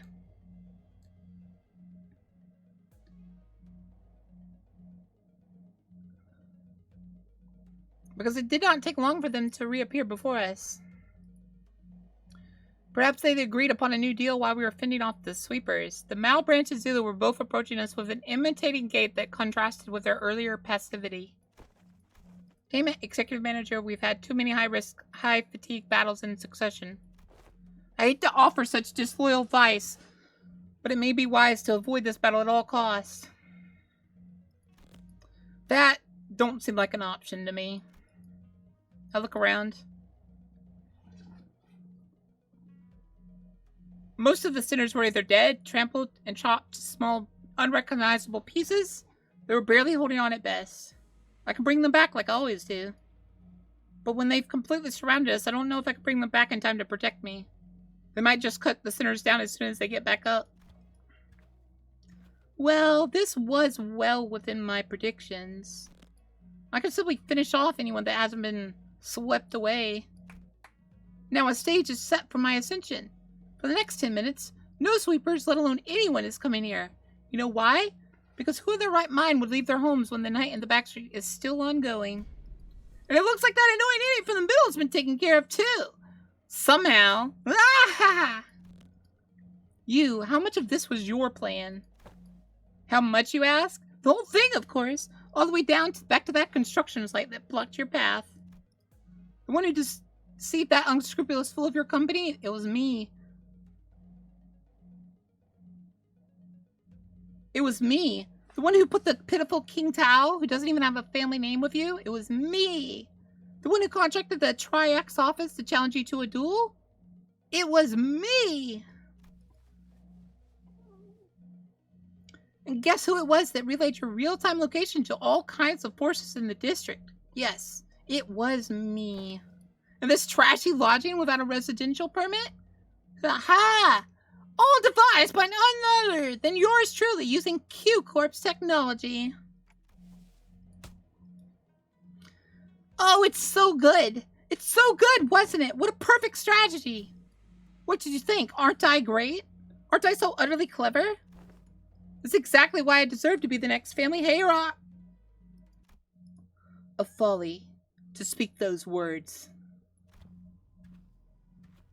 An unfamiliar voice echoed from the dark. There was neither animosity nor hospitality, only utter serenity and nothing else. The speaker approached us, walking under the narrow ray of moonlight that shone between the shifting buildings.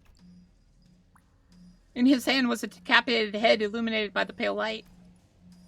Blood dribbled from the severed neck, and the wide eyes remained frozen in its final moments, filled with utter terror. He walked towards us in step with a drip of blood. It can't be. Chia, Q? I knew Yuha was working for someone. It was him. Why, do you have Ki Tao's head? I have brought back the wayward pet to his master, that it may once again be leashed. There is a serpent, my lord. Leave it. We need it. Shoo it away. What?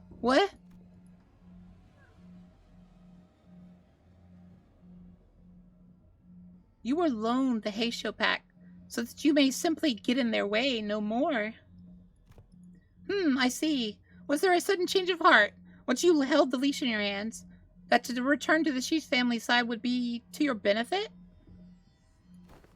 No. You knew everything all along? What, I must ask, is everything to you? Your vision is too limited for my lord's wisdom to comprehend. The wise fails to peer through the narrow-sighted eyes of the fool. But if by everything you refer to how you feigned abandonment of the Shi family to secure my lord's trust, indeed, it could be said that we do know everything. Don't kill me, please! Please don't kill me! I will share with you my most guarded secrets at the Shi family. Right, the 10 blades of these, yes, the thumb. But Johan could speak no more. For a serpentine blade struck from the umbra and separated his head from his torso with ease. Little Johan, have I not warned you time and again to guard your tongue against the creeping desperation? I believe that we have gathered the intelligence we had hoped to collect, my lord. You needn't pursue the serpent, Zailu. His voice boomed as he commanded those who appeared to be his officers. The tall-built man took a ponderous step from the shadows and stood before us. With an enigmatic expression, he wordlessly looked at Yuha's decapitated head now lying on the ground, then at us. It was through he was gazing upon the clouds or blades of grass. Want to know an interesting fact? ID fact? I shall take them with me.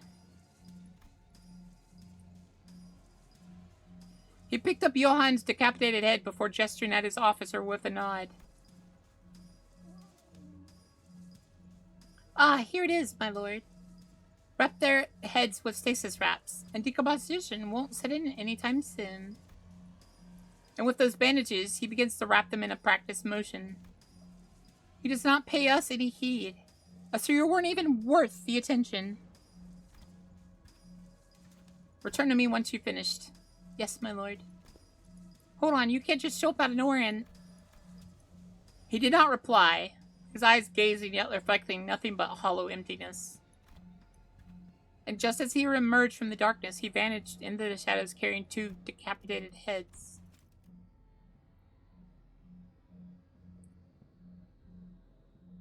He's part of the family, but I don't think he's a part of the throne succession. At least it doesn't look like it right now.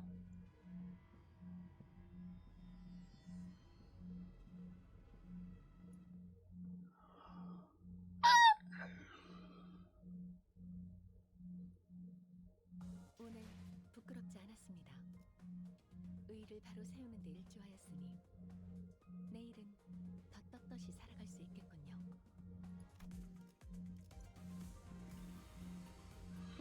The final area.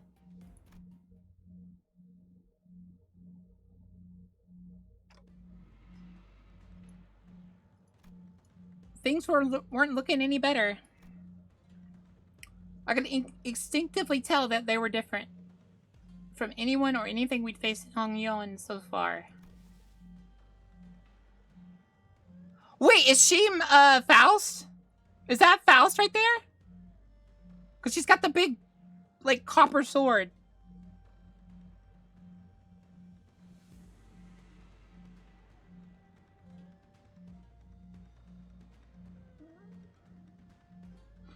I don't suppose our lord left them alive, only for us to slay them. And perhaps it would be apt that I introduce myself, as is common courtesy to do so. Call me Zai Gong. I am but a humble student of my lord, Master Q's teachings.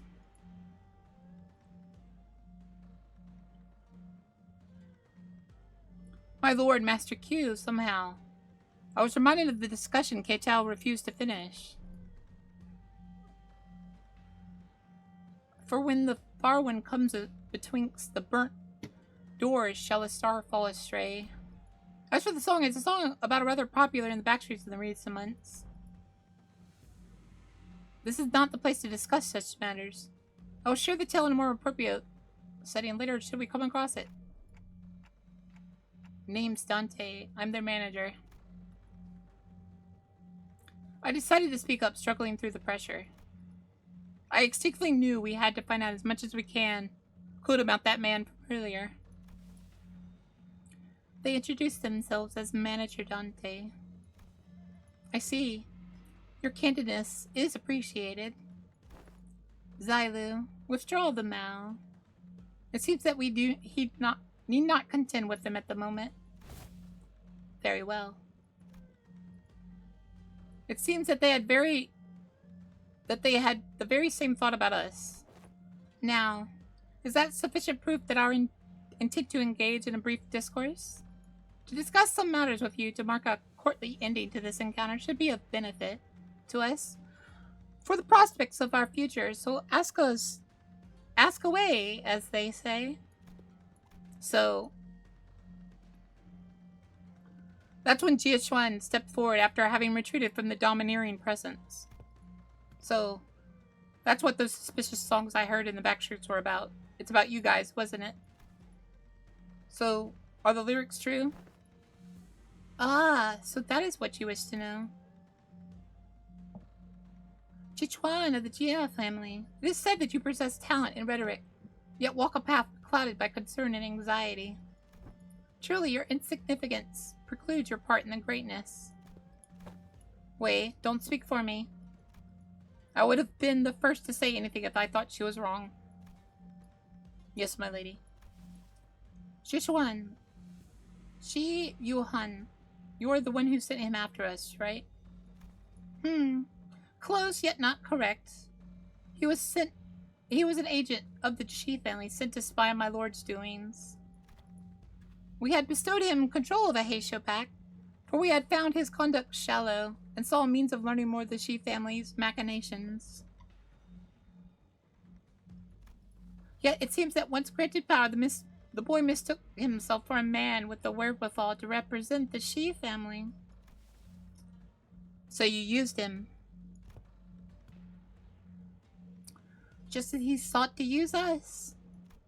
For he was quite shallow in his strategy compared to our own. So what now? I don't think you're looking to kill us, right? No. Now? Nothing. Do whatever it is that you had sought to accomplish here. You're letting two of your master's rivals go, just like that? What a strange thing to say. Look around as I might, I fail to see any rivals here. Then, why did you order Johan to attack us? You said it yourself. We're not even your rivals. The manager inquires why you commanded Yuan to carry out this assault against Limbus Company. Against Limbus Company. They fear, yet they seek to gain understanding through that fear. Yet they remain wanting in a certain perspicacity. Perspicuity? No. Perspicacity. I can't say that word. My lord has always said that if one learns not from a plight, then no discourse with them shall bear fruit. And instead of giving me a straight answer, Zizong left me with only a puzzling comment before she brushed past us. I have given you courtesy enough. This is a good time for us to depart. Now, Do stay nicely within your borders, as you have remained there thus far. I would greatly despise an odd splash of ink marring the great painting. With that, Zhejiang walked into the shadows cast beneath the forest of the buildings. Zulu and the countless issue that had surrounded us also disappeared with them. Finally. I looked around just in time to see Otis collapse, while the rest of the sitters lay dead or barely clinging to life. And there was Jishwan, who had collapsed to the floor as well, and Wei, who was tending to her wounds, and me, who somehow survived through all that without getting decapitated. And the night that put us through multiple brushes with death came to an end. The day breaks. Yeah, and that's pretty much everything that's happened. That Big Brother Q, I see. Once the day broke, we decided to take a quick walk outside to recover a little from the exhaustion of the night. It was also decided our course of action from here, and we had also had to decide if we wanted to travel with Ji Chua. Shun? With whom we share our destination. Hello? Did you forget somehow how to make a concerned face or something? How are you maintaining that irritating poker face through the whole conversation? Haha. Of course not. Classic Gia family secret, huh? Always hiding something. I bet you are too. If you are, you better spit it out. I don't have the time to casually stroll about with my to-be enemy. Jichuan, I have always said the seat of the family is of no... Fine. Even if you're lying. I do know that you haven't prepared anything for your assignment anyway. Changing the subject. Who was chatting with Hong Lu, methodically slowed down enough to walk right next to me as soon as she was executing steps of a plan. You lead my brother's faction, don't you? About what I wanted to talk to you about earlier. I guess I do, for now, I guess. Brother, translate, please. Of course, Dante is unquestionably our manager. Great, let's make a proposal then. Become my faction for the duration of the family hierarchy evaluation. Help me out. What?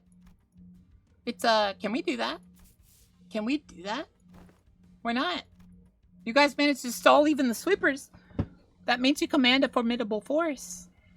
Besides, you're headed to the family mansion anyway, aren't you? You just don't know what to do once you get there. And as for competition, well, my brother doesn't care about the whole thing anyway. So why don't you join me? Help me become the family hierarch. I'm not like our other older siblings. I always pay my debts. Whether that's for a favor or a grudge. If you can't trust me, I'm happy to make a written. Can we do that, Faust? Faust deems Jichuan's plan, her explanation of it, at least rather flawless. Having such an ally at the apex of a wing will be a great boon to the Limbus Company as well. I guess so. Then I don't see any other reason to refuse her offer. Hong Lu, who's been listening to conversation, boiled the discussion down to a clear explanation related to Jichuan. Hey, perfect.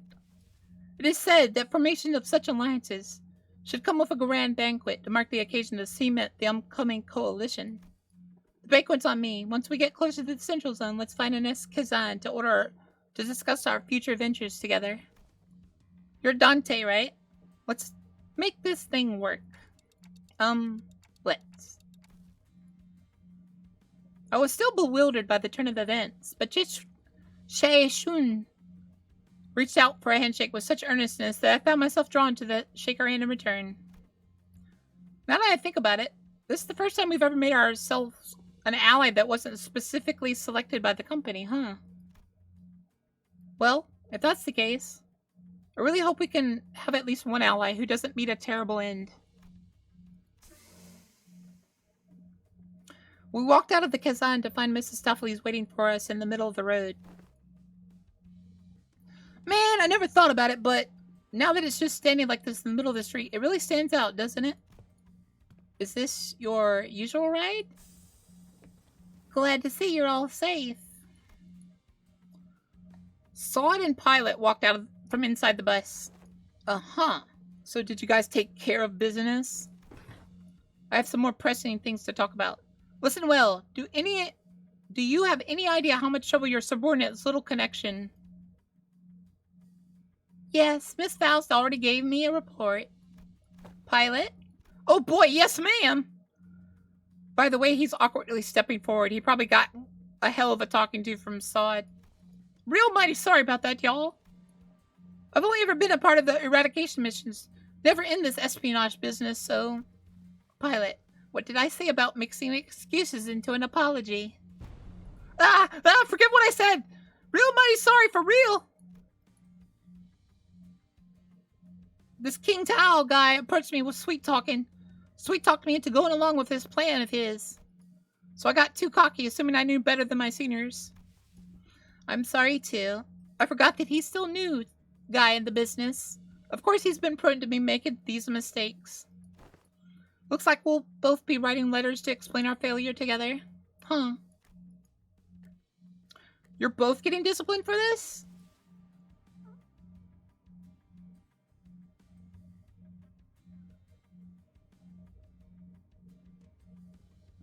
The disciplinary action is unlikely to be anything of significance. The LCB team came out of unscathed, all things considered.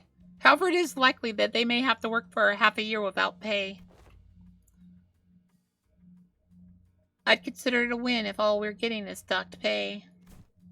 Next time, I do, promise. Next time, I'm going to get real good at this job. I'm going to become someone who can actually provide good assistance to y'all. Sup? Of course, Pilot, you really should. In fact, you will have no choice but to become a contributing member of the team when I'm done with you. Let's get really get into it, right?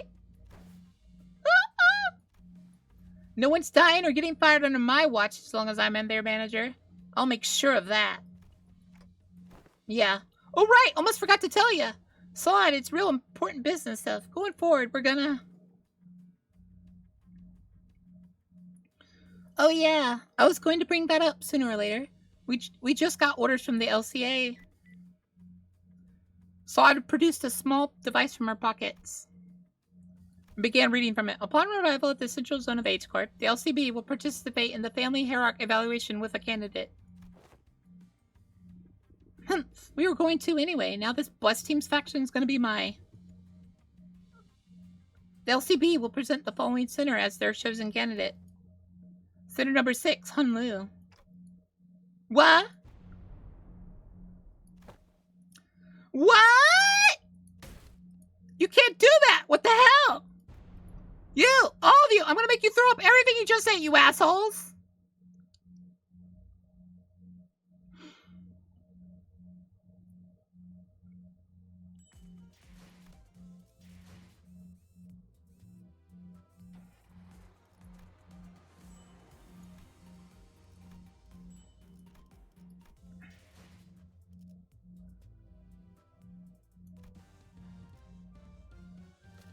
I want to get this. This is the little...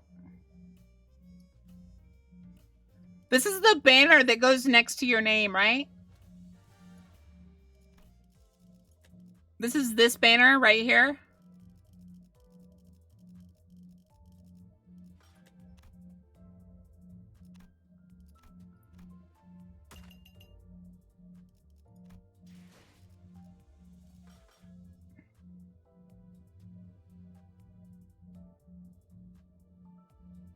Thank you for the follow, Delphin is dumb. Thank you. Welcome to the stream. I hope you have a wonderful time. Welcome to the Dragon Cave. Ugh.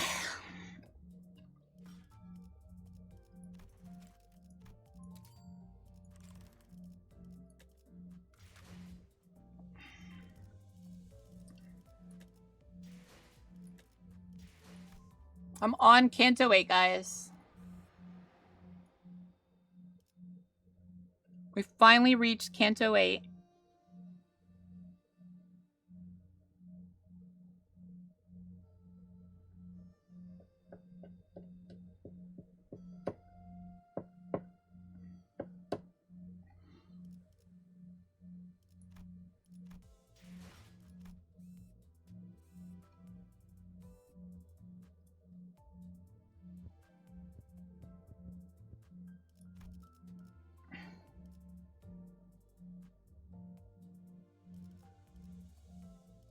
So I'm right about that, right, guys? That this is the thing that goes next to your name. And this is the thing that surrounds it. I know that. I want this one.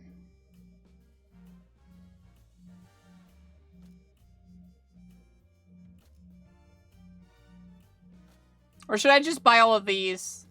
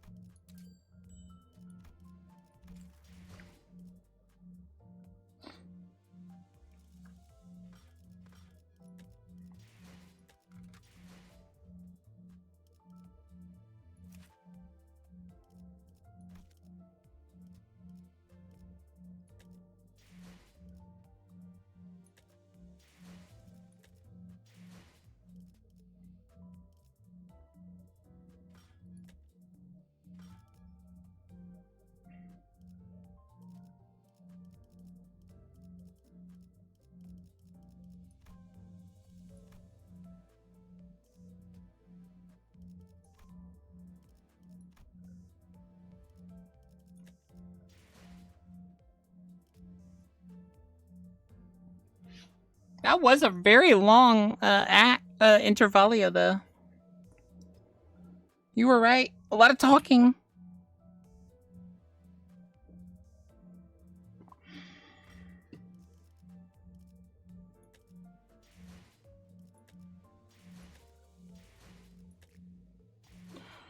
Ha!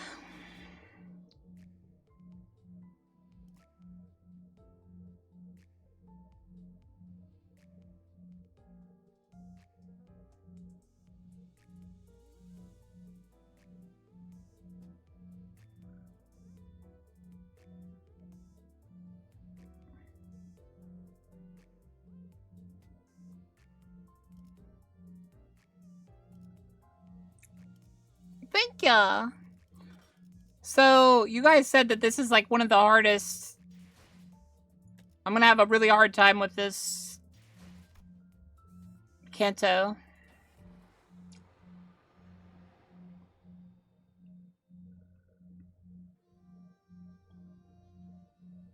Yep. Obviously, we're gonna raid Shy.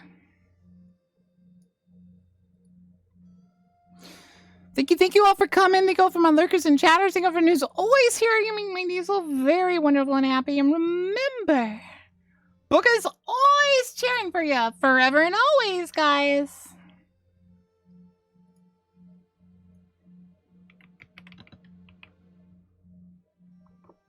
Are you about to make me do things?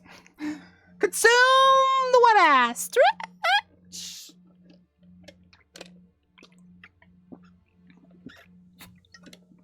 She's not gonna do reacts for a while, Locke. She's gonna try to get back into the moment and stuff. Bye, BB. Pause to chat. Thank you for the paddlies.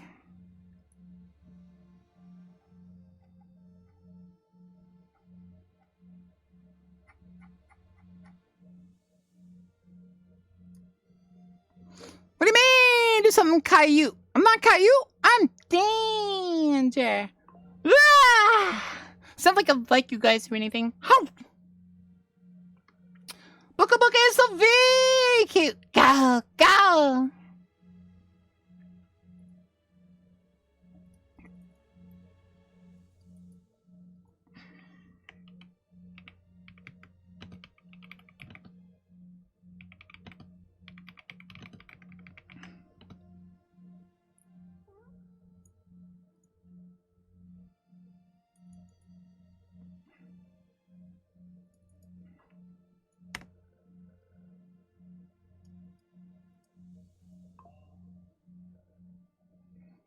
Alright, guys. You guys behave. I'll see you tomorrow. Smoke.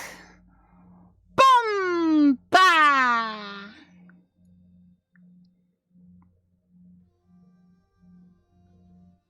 Go to lower 9 again. Deliver the missive to Morabidok Dry Docks. Oh, we are not attuned there yet. How are we gonna get there?